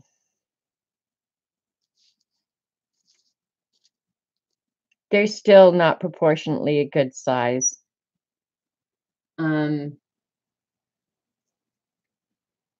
These I know came from the Wish app. This, I think, came from Hobby Lobby or something. I'm bananas for you.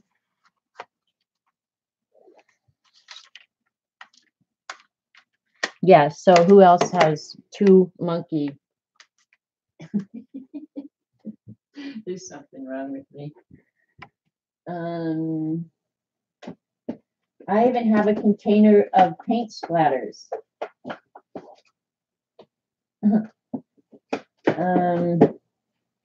I'm just looking. I might have monkeys and the animals too. Let me look real quick.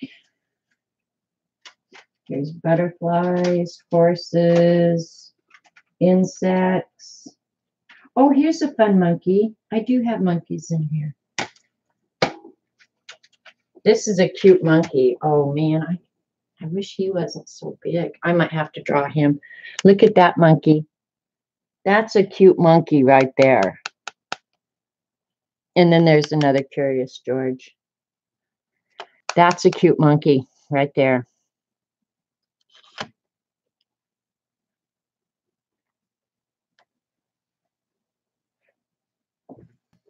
And I didn't get all the way through them. So what? Here's lizards and reptiles and fish.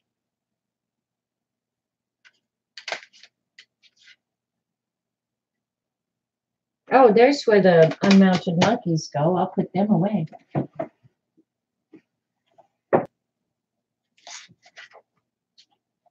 How you like that, sportsman?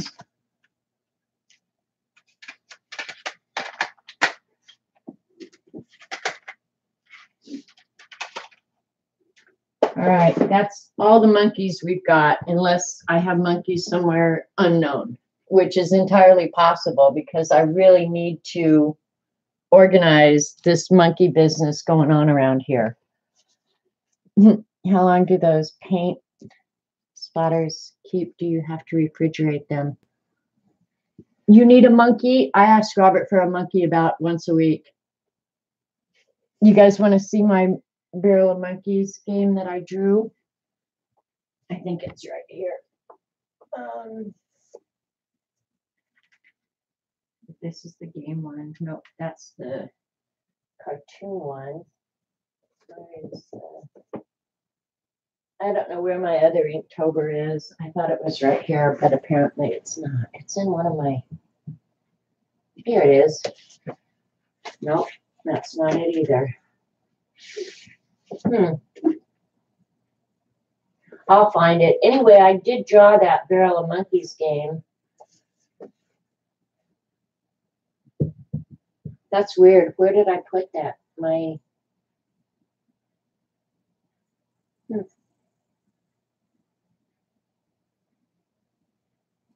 That's weird as all get out. I just put that stuff down. Oh, well. Maybe next time. Sorry. Don't know where it is right now.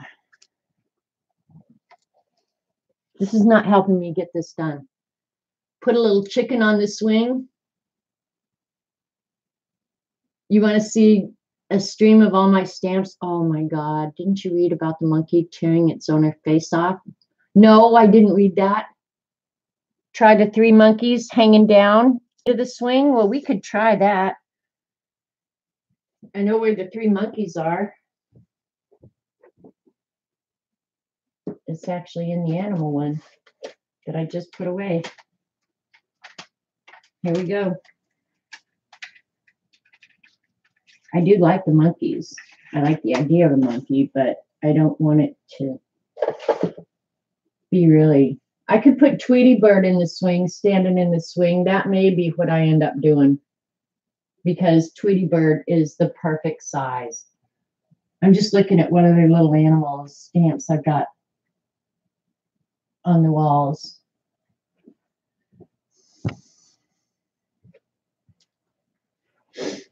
See, I could actually only do like 2 monkeys. I think it would be too confusing. That's not going to work. The monkeys aren't going to work. We'll put that away. But look at Tweety Bird.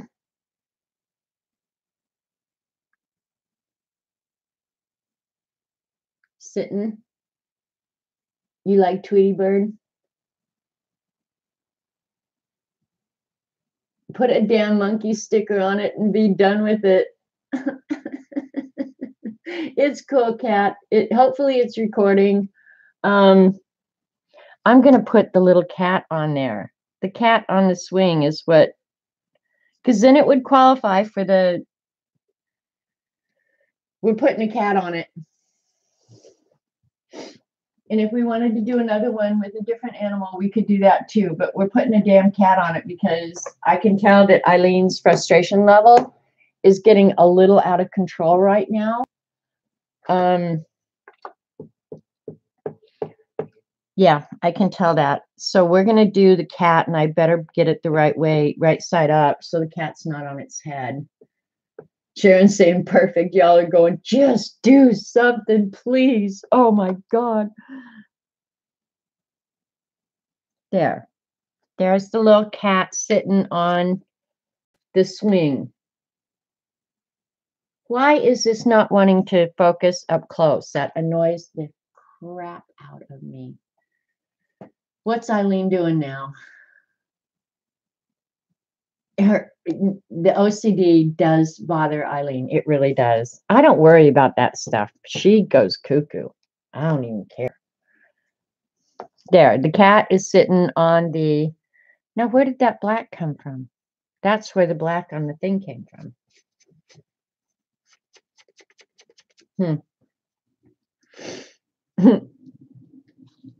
Good grief, you can't even see the cat. Well, good grief, put the damn cat on it. You can see the cat.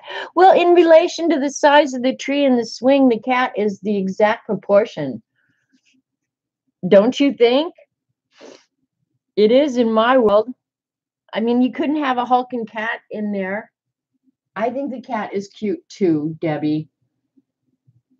Now I just don't know what else to do with it, but I think the cat is cute. Tweety would have been cute in there too, standing on there. Color the cat white with your white colored pencil. Okay, I'll do that. I don't like white cats, but I'd rather have a black cat than a white cat. Color the cat white with a white pencil. Probably it's going to work better. Well, let's try a Prismacolor pencil. It should work. Put a quote below. Yeah. Here's a white Prisma. Sorry, got to be able to see here. Now, with the white Prisma, yeah, that's not going to work. Because I think the pan pastels are going to come right through, and they did.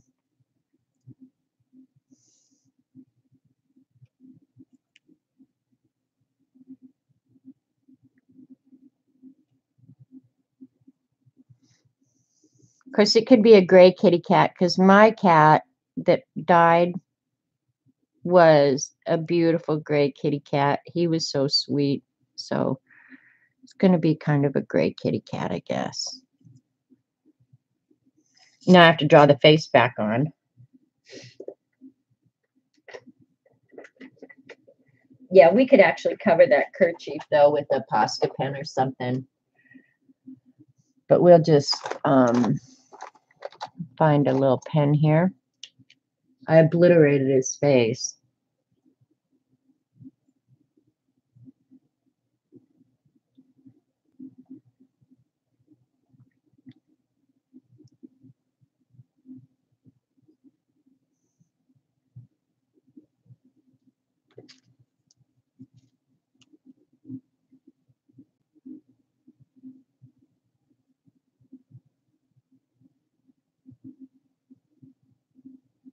Boy, that's tiny. I almost need a magnifying glass for that.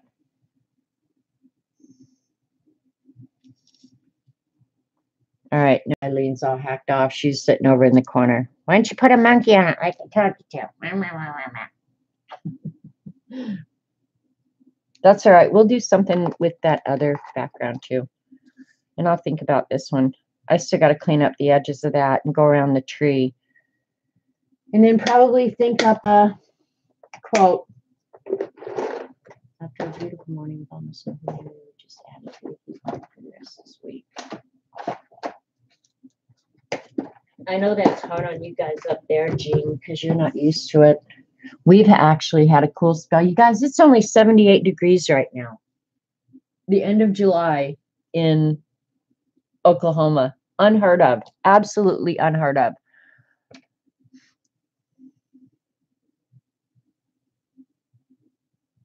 Should have used Tweety. He was so excited. Well, the thing is, we can always watch. Here. If we change our mind, here we go.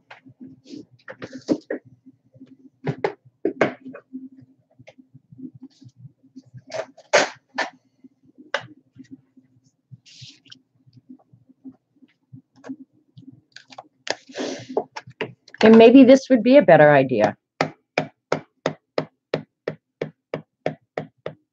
Put raindrops on it and add swinging in the rain. Now that actually is a pretty cute idea.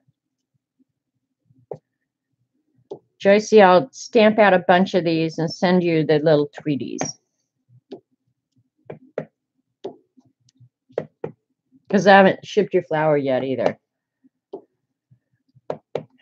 I probably won't get to the post office until Wednesday at the absolute earliest.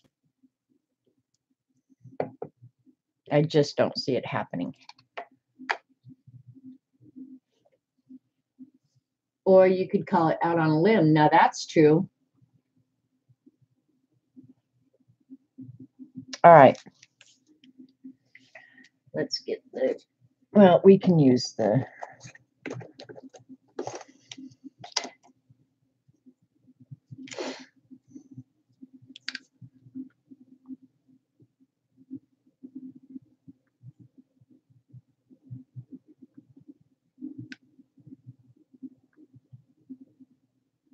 we'll just cut Tweety out and we can set Tweety on there. I'm not sure that I'm going to use this, you guys, anyway. I don't know what I'll end up doing with it. But for Pet, I really do want to use that other dog. I don't know why. I just do. Because I think he's funny.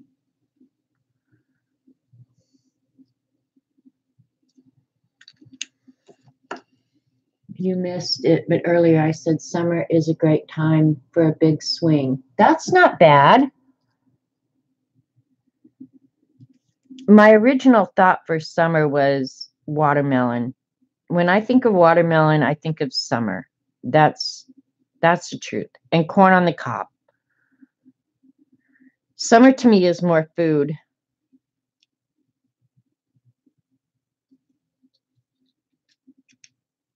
And we'll give Tweety little pink cheeks.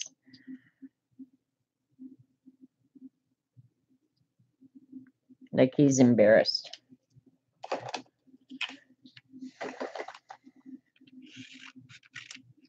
I'm not going to do all the fussy cutting until we decide if Tweety would be better than Kitty Cat. I do like Tweety.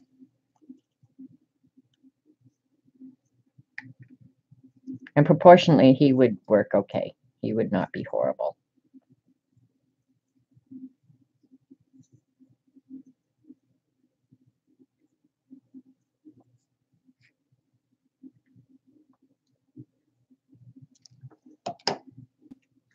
All right, here you go.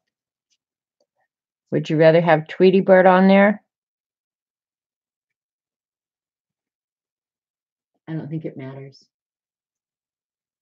Is Jen here? Jen, you're just shaking your head going, what the hell is she doing?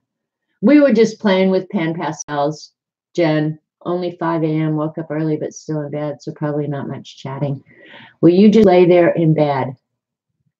You guys are saying yes, you like Tweety Bird there?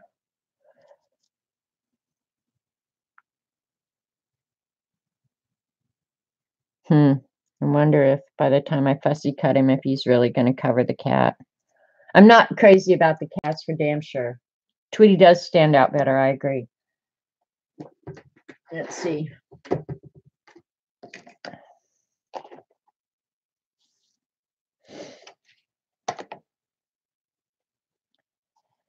Oh, and you guys, I absolutely hate fussy cutting. Hate it, hate it, hate it. Well, Jen, now I have a million questions for you. How did Christy's dress fitting go? Did the boys get their suits? I want to know everything. This is how I fussy cut, you guys. I cannot fussy cut. I hate fussy cutting. In fact, you know what? Hello, dumbass. I'm going to say, I don't need to fussy cut. I could just fill in the background. Duh. Because that's probably what I'm going to have to do anyway.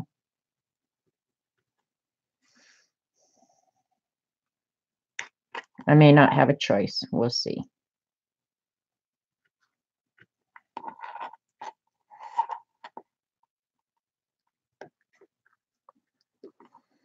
So what do we want to put on top of that other background that we created? I haven't decided yet.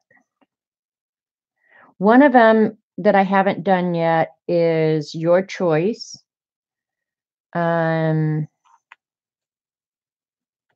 Let's see, pets. And what was the other one? Let me look real quick.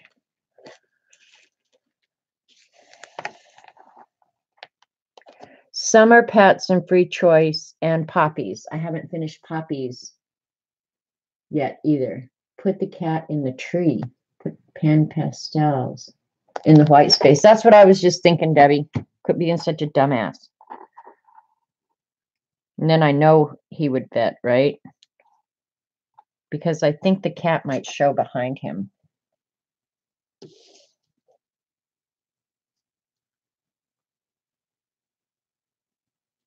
Yep. All right. That's what we're going to do. And then I'll just put pan pastels in the background, and then I don't have to fussy cut him. She has to go back August 25th for a spitting. Okay, cool.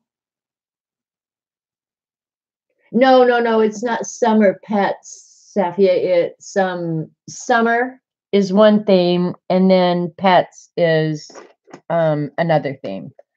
Yeah, it's not summer pets. No, if you get a pet, you have to keep it for a lifetime. That's why this one that I have will be my last pet. Because, yeah, that whole lifetime thing, that's what gets you every time.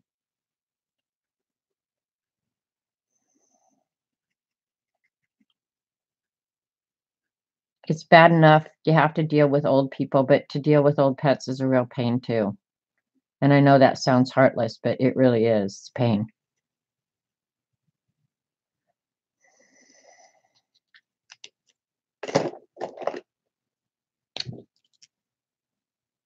Give Tweety a little blue eye.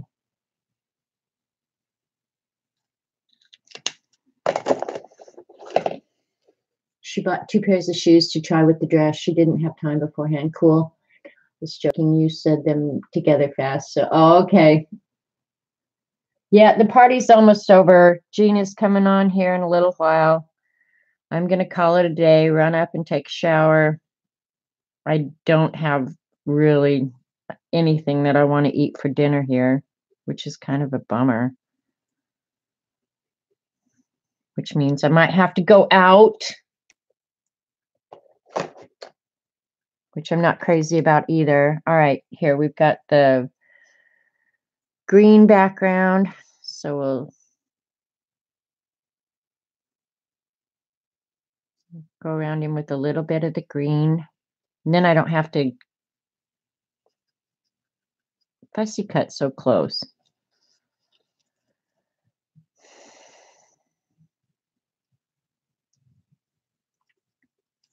Thunder's coming again. Can you guys hear it?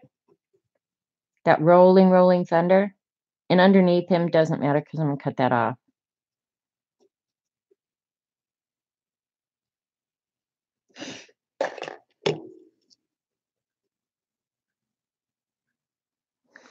I do love that you can erase the pan pastels. I do love that. Like, it's so nice. The boys have their suits. Jarek will be wearing a full suit. The boys will just wear a vest. Cool. Oh, this is going to be so much fun. Yeah, we don't have a huge amount of time left now. Oh, I'm going to fussy cut on the cutting mat.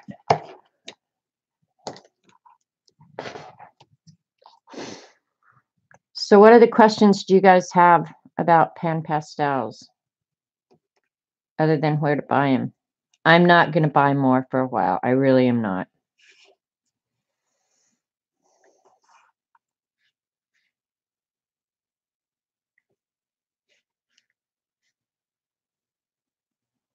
That's about as fussy cutting as I'm going to get right now.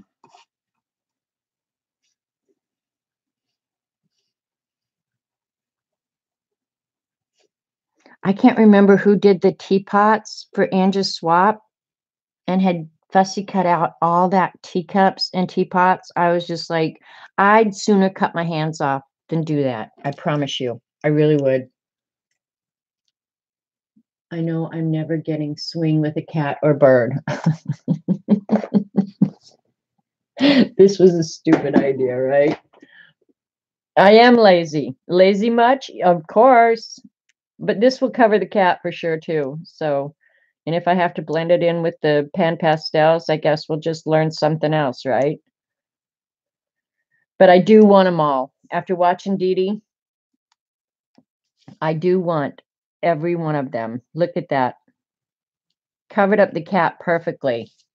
And he blends in with the background. Look at that. Looks like I planned it. Oh my God, I am a freaking hero. Hero. Here where it's a little darker, I'll make it a little darker. Look at that. You can't even tell that Tweety wasn't sitting in the swing the whole time.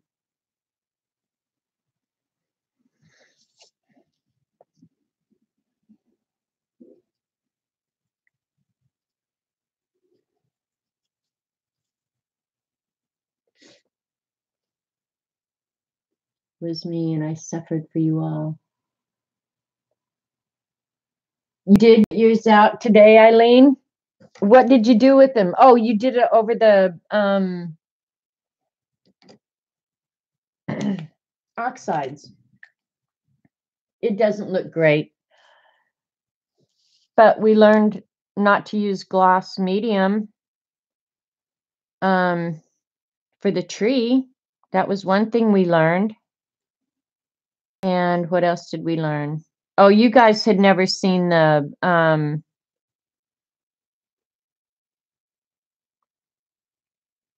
I don't think some of you maybe hadn't seen the embossing ink technique, which I love. I do love that embossing ink technique. I really do. I will probably think of a quote or look one up. I like that one Eileen said, and I can look it up. That's one nice thing about saving the chat on these. If I miss something in chat, I can go back and find it later. So that's one thing I do really like about saving the chat.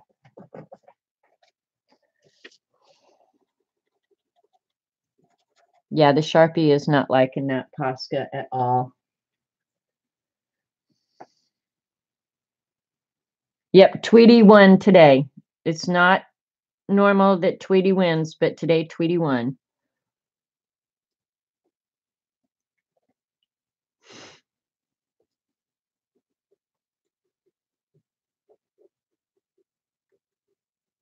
I got to get that Posca back out and clean up that gap there. I don't like that at all. I don't know. This was fun to play with stuff that I don't normally play with.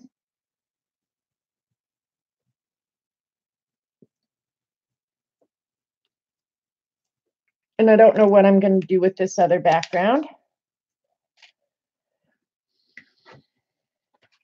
This one was kind of fun, though. This is Pan Pastels over Magical Papers.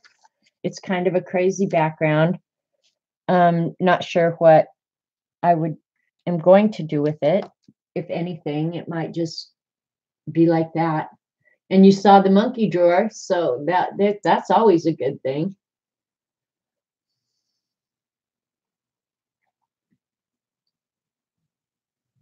Yeah, this background is kind of fun. I like it. I'm just not sure what to do on top of it. So I don't know. Be thinking about that.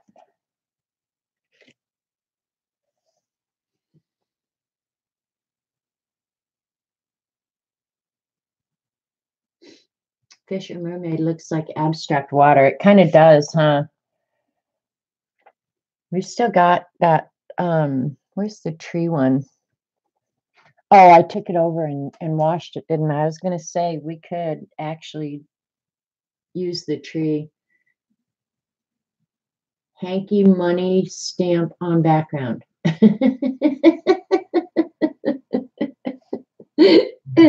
Joyce, if Jean doesn't screw up a sentence, you do. I also enjoyed the embossing ink play today. It was fun to learn. The monkey stamp. You want the monkey stamp in the background of this one, or you want the monkeys hanging off this one? I don't know. This one I won't know until I finish going around the tree, because right now I'm not loving the tree. So But live and learn, you know, that's what it's all about. You win some, you lose some.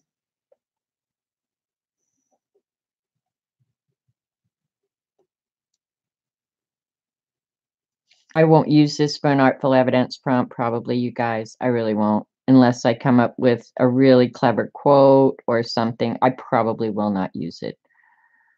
It'll just hang around here until I get sick of it hanging around, then I'll throw it away.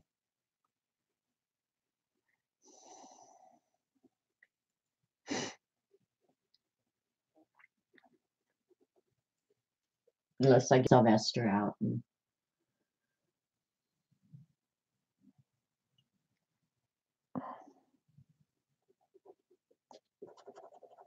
Yeah, I'm bound and determined to ruin this Sharpie pen with the Posca. So I guess I probably should just wait and use my brown pencil. So anyway, I don't know. I'm about out of ideas here, boys and girls. Unless you want me to do some more backgrounds. I did enjoy doing the embossed backgrounds. Let's do another one of those. Let me get out some. Here, I've got watercolor paper right here. Since we got time, that will go with Joyce's flower. I'll send that to Joycey.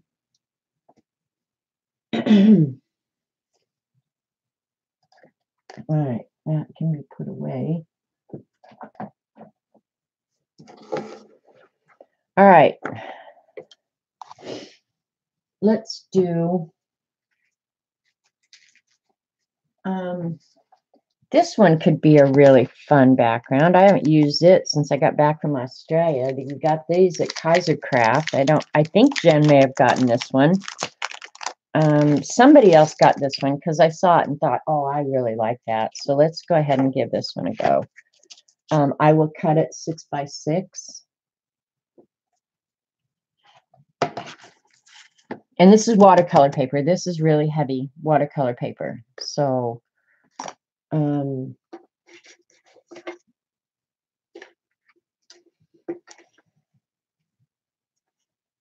got too much junk here.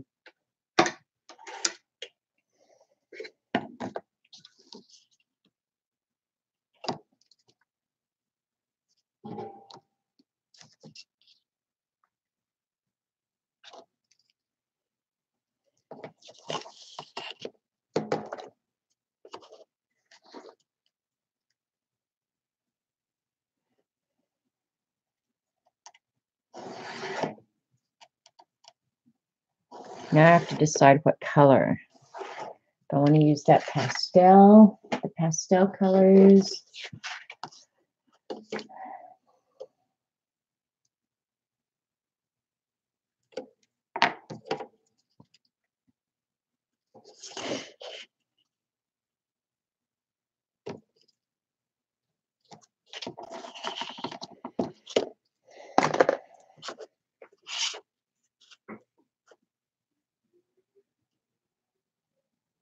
And the reason I do the 6 by 6 backgrounds is for the artful evidence. If it's something I like, I'll end up using it for artful evidence.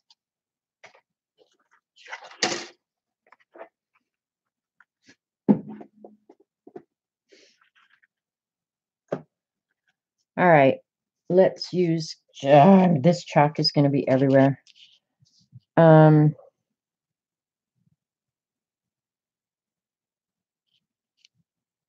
I might put a border around it. Okay, I'm just going to do it just like that. Because the stencil itself is 6 by 6. And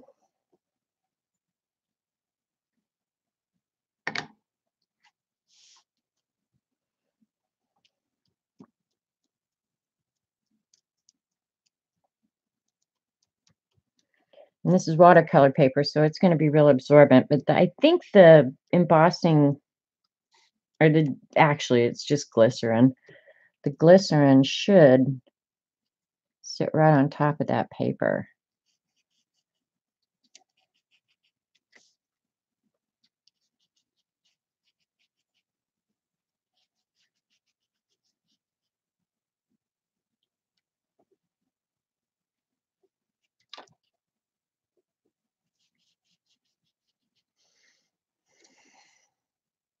I think I'm going to use one of the pastel colors. There's pink, blue, green, purple, and flesh. So I'm not sure what color. It's going to be a real light background. Making sure I'm getting all the spots real good.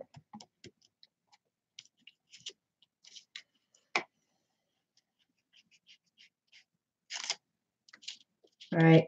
Yeah, I like this stencil too. We bought it at the Kaiser Crafts store. Yeah, I can see where it all was. In Melbourne, Australia. It was an awesome, fun time. All right, so here's pink. I don't think I'm going to use pink, but I might use the flesh. There's the green. There's the flesh.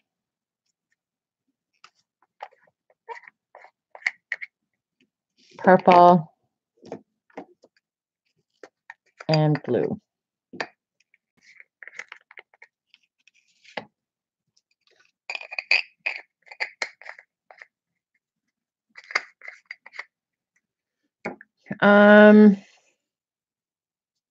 Use one color, then flip the stencil around and use the second color. Debbie, you are brilliant. All right, let's do the purple.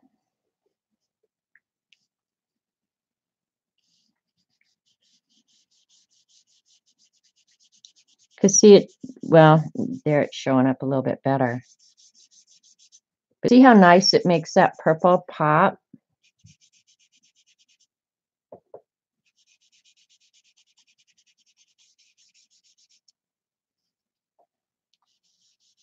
And when you're doing something like this makeup sponge is more than adequate. When they get nasty, throw them away. Get a new one.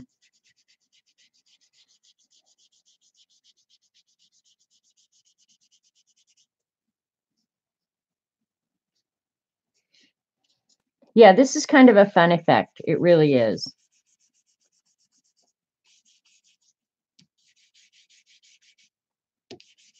Fast. Very fast.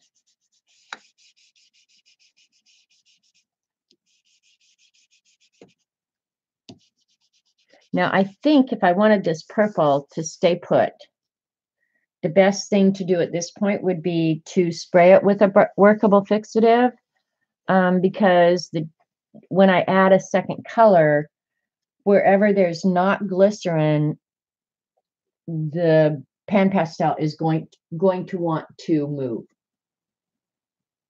You wonder if plain water would give the same effect? I don't know. I've never used water around my pan pastels. All right, I'm flipping it over. And I'm going to go over it again with the glycerin. Ombre would be really easy with these two. Yes, they would, Debbie. It would. I'm going to go over it completely. Oh, look, that one needs to pop right out. It would, Debbie. Yeah, ombre would be really easy.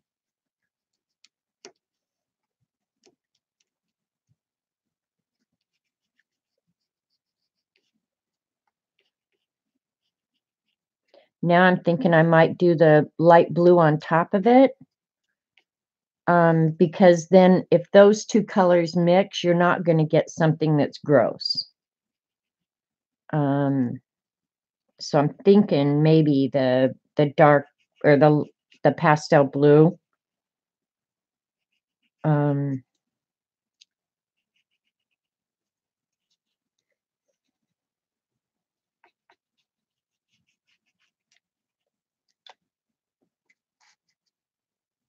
We can try plain water. We've got a piece of watercolor paper left here.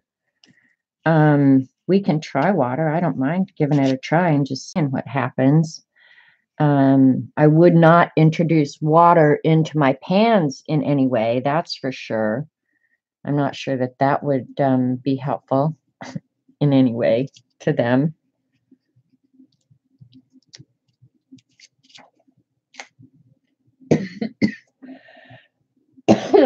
All right, now we're going to go back over this with the blue and more makeup sponges. Here's one that has blue on it. All right, here we go.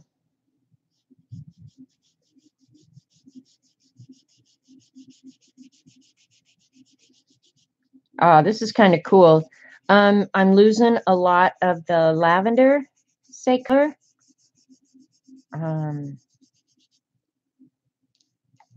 But it's still pretty cool. Looks really old, weathered.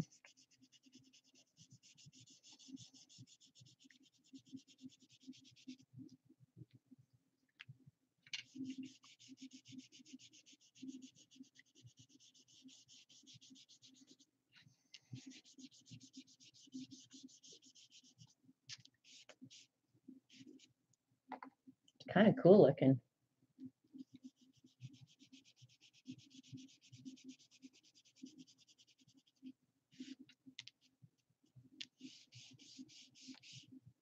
All right, now I'm going to take an essentially clean sponge and go over and wipe off some of the excess.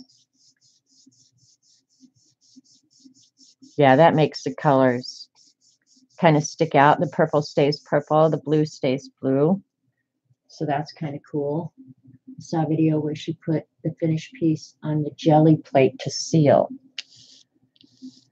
And sealed it with what, water? I'll just use a workable fixative on top of it. You know, when I want something to stay put, that's generally what I would do. Is I probably would not introduce water. I don't think it would be, I don't know. I would think when the water dried, you'd still have the same issue of the pastels moving. Some of them naturally are going to absorb into the paper, and maybe it depends on how absorbent your paper is. We're going to try water. I'm going to try water next. I'm going to spray it. Yeah, it does look like peeled paint, doesn't it? It's very cool looking, and it's very nice. And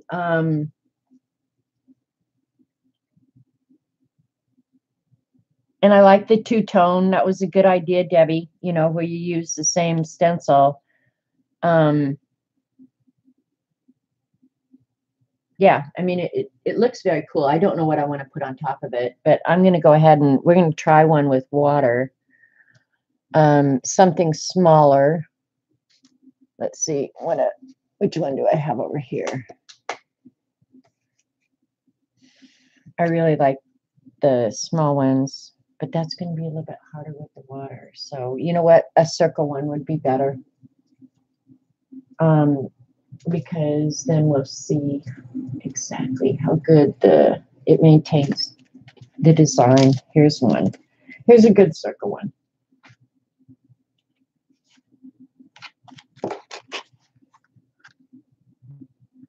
That one will work. Judy tried the water, and she said that when the water dried, they dried out again and still smudged. That's what would be my guess, Jean. The only thing I'm going to try and do, and I'm going to have to be really careful, because I don't want to introduce moisture to the pan pastels. I'm not sure that that would be beneficial at all. But I was thinking on this one where I have the loose powder, I could just dump it out onto the desk and use it maybe with the makeup brush or something. Let's try it. What the heck? I'll go ahead and cover that, dumbass. I can't believe I did that. Just looking for a scrap here. This will work. This will cover it for me to spray. And get all of your pan pastels way, way, way out of the way before you spray.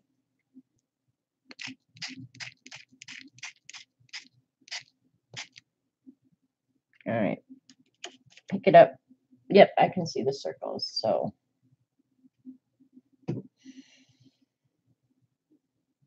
see now, I'm going to let it soak in for a minute. But honestly, why wouldn't you just use the glycerin? Yeah, I'm going to get the jelly. And can you believe that? She bought me another jelly plate. I'd given mine away.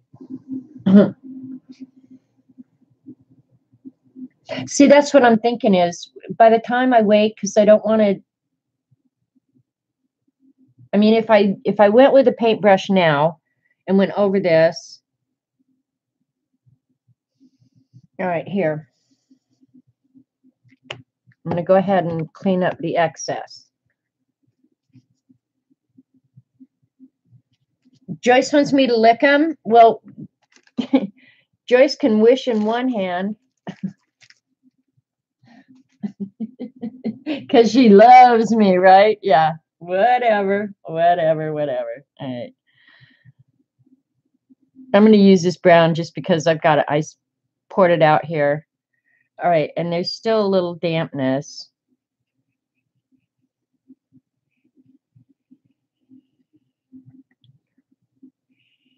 All right. You're going to, okay, you can use water to get that same kind of effect as the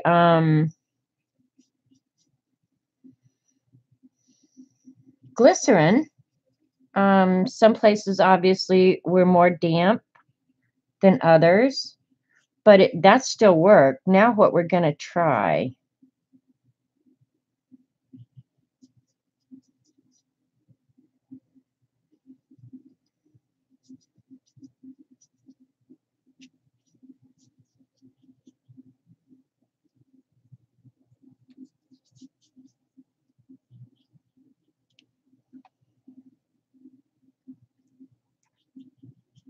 Okay, and my guess is where the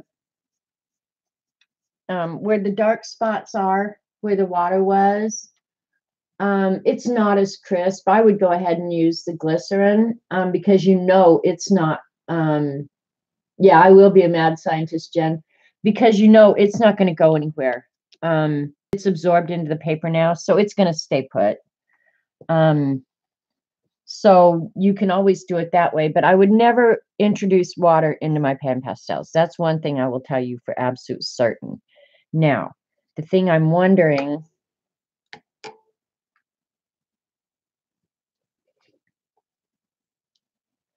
I'm going to say, did the rat just get home?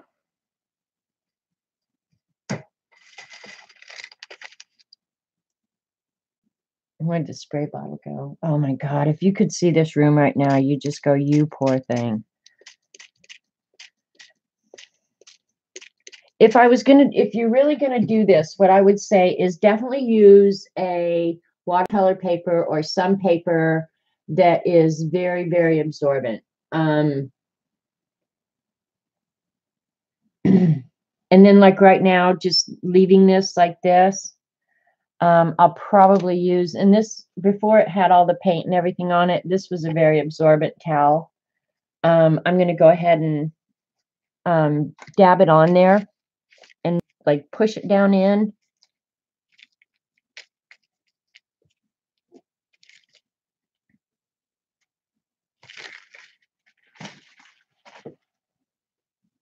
And we'll try it again.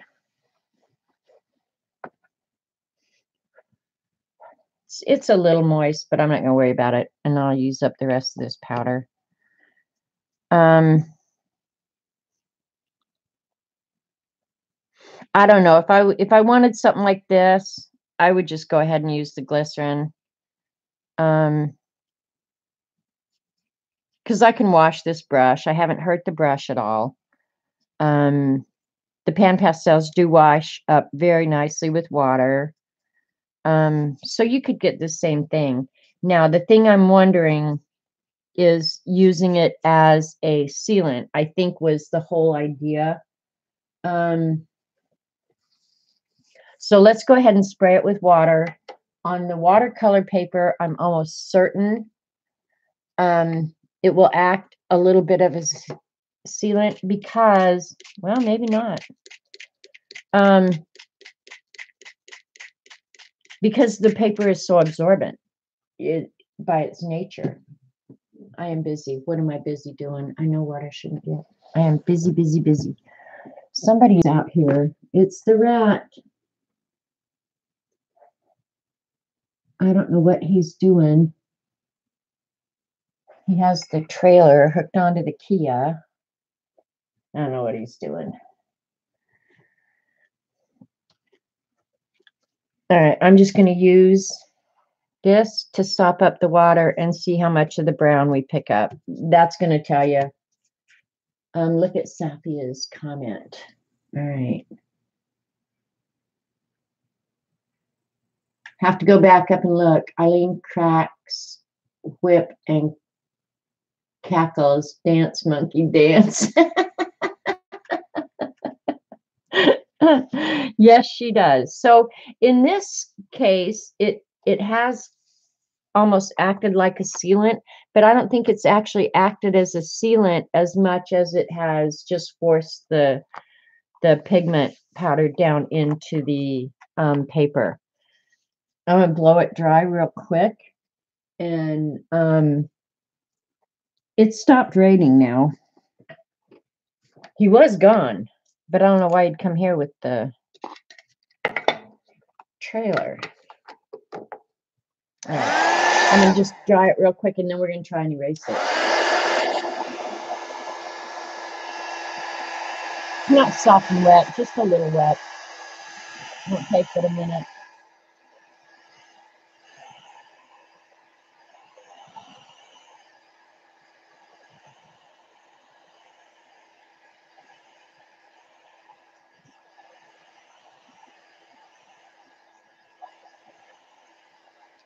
And I haven't ordered my real nice watercolor paper, but I'm going to soon.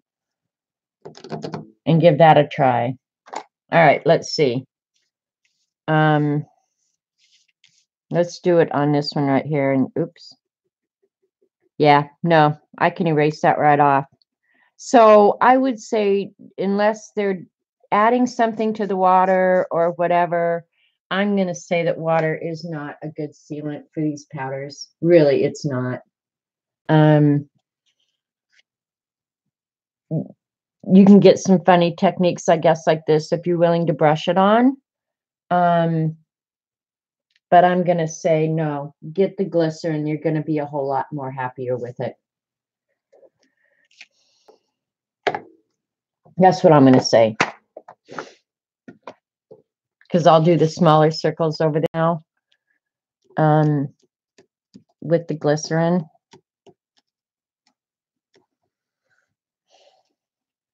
Actually, I could probably just move this, use this pad,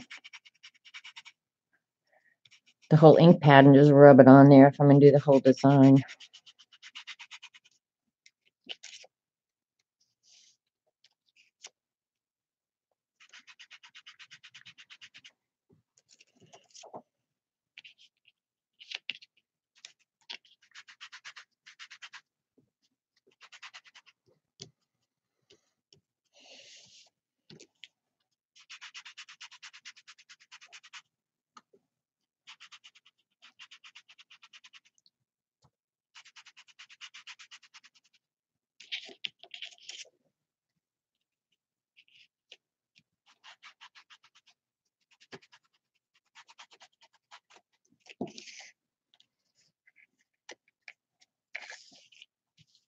And I'll use the, what color do I want to add on top of this?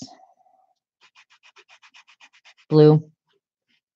I'll put blue on top of this. So the brown will show through a little bit.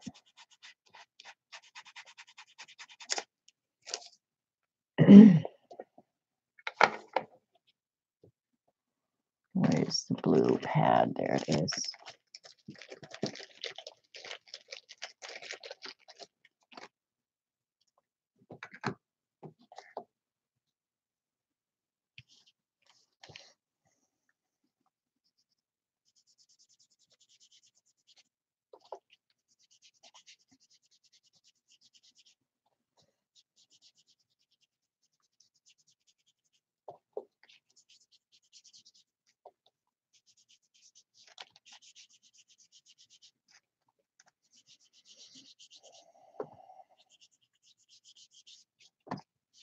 Oh, I had some that I'm smearing. I should have let that sit a little while. No big deal, though.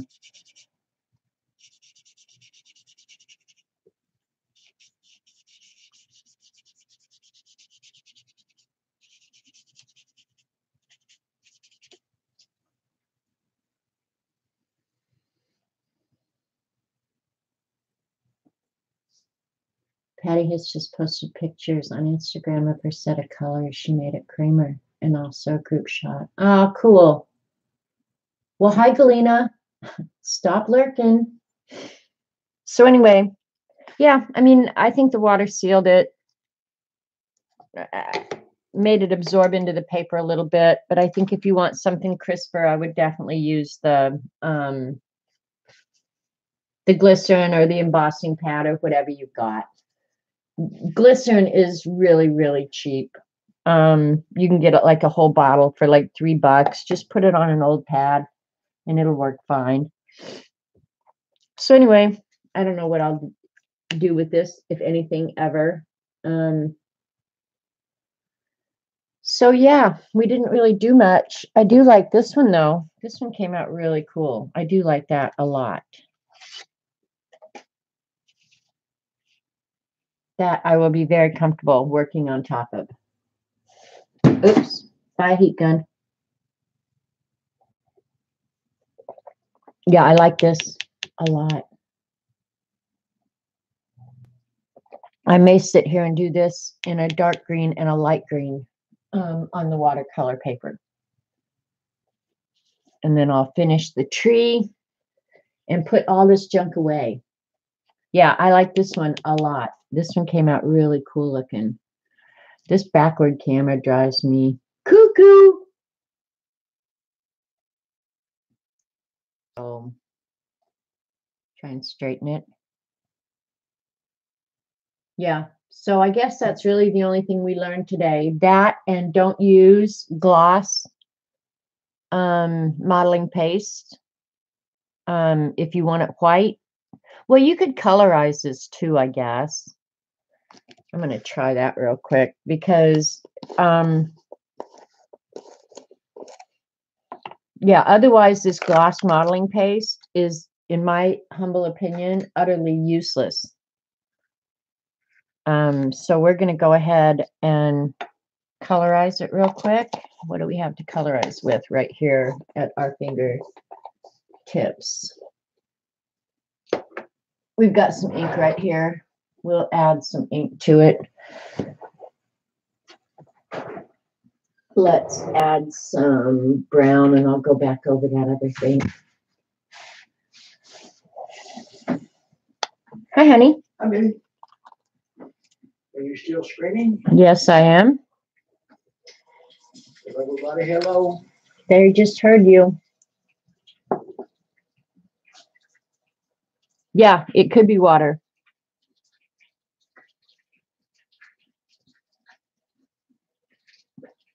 Now I'm just looking for a way to use that Bria Reese gloss modeling paste, because otherwise, if you can't colorize it and have it work well, it's useless and you might as well throw it away.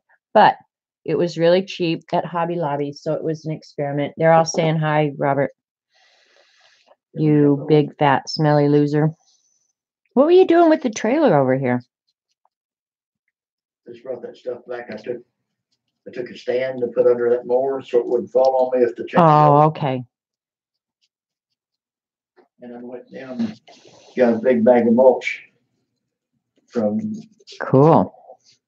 He said that you could put on around your flowers and it holds moisture. Yeah. So he gave you a whole bag of it. Who, Lane? Uh-huh. Well, that was nice. Yeah. And I was down there helping me with the tractor. Cool. The mower. You know what?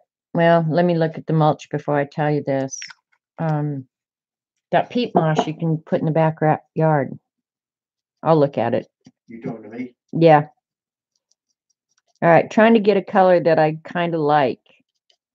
But this is some weird stuff. It's got a really, really weird consistency. It's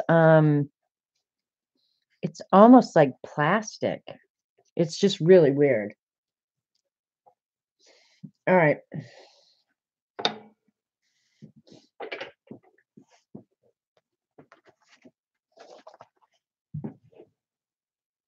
Where's the big circle one?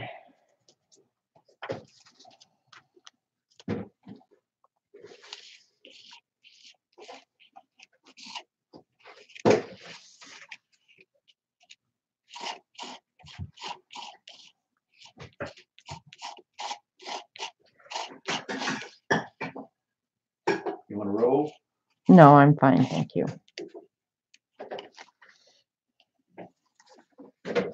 It did colorize nice, I will say that.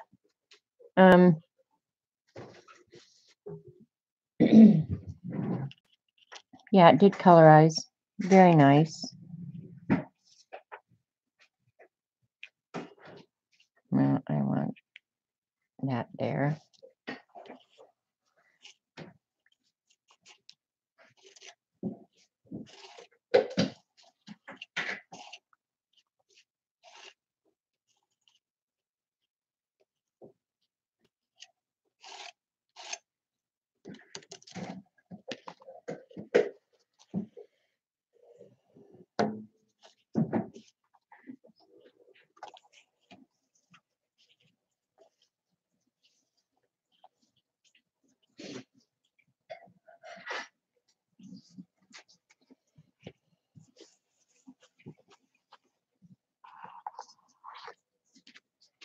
Can't believe that just happened.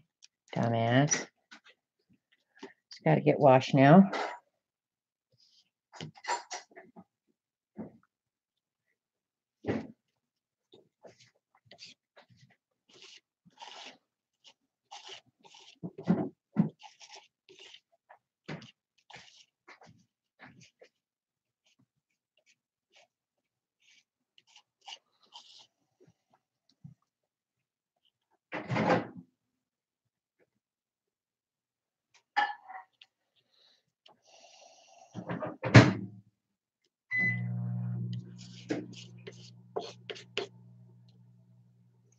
All right, so there you go. The way to use, if you bought that Bria Reese gloss, you have to colorize it before you use it. Unless you're going to paint it with acrylic. I guess if you're going to paint over it with acrylic, not a problem. But otherwise, I would say, yeah, colorize it before you use it, because otherwise it's, in my opinion, useless. Unless you want it white.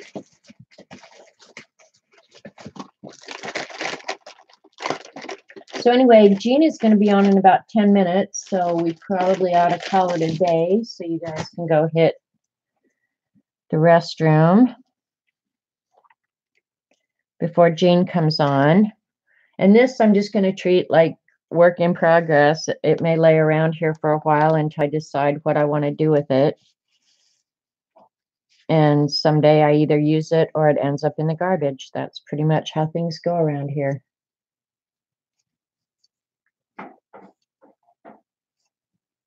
But yeah, that Bria Reese stuff is a little weird. I'm going to say that for sure.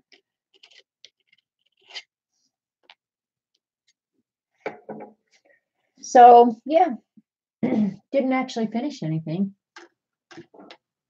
But who knows, maybe the Tweety and the Swing will end up at Joycey's house. You never know. All right, we'll see you guys later. Bye now.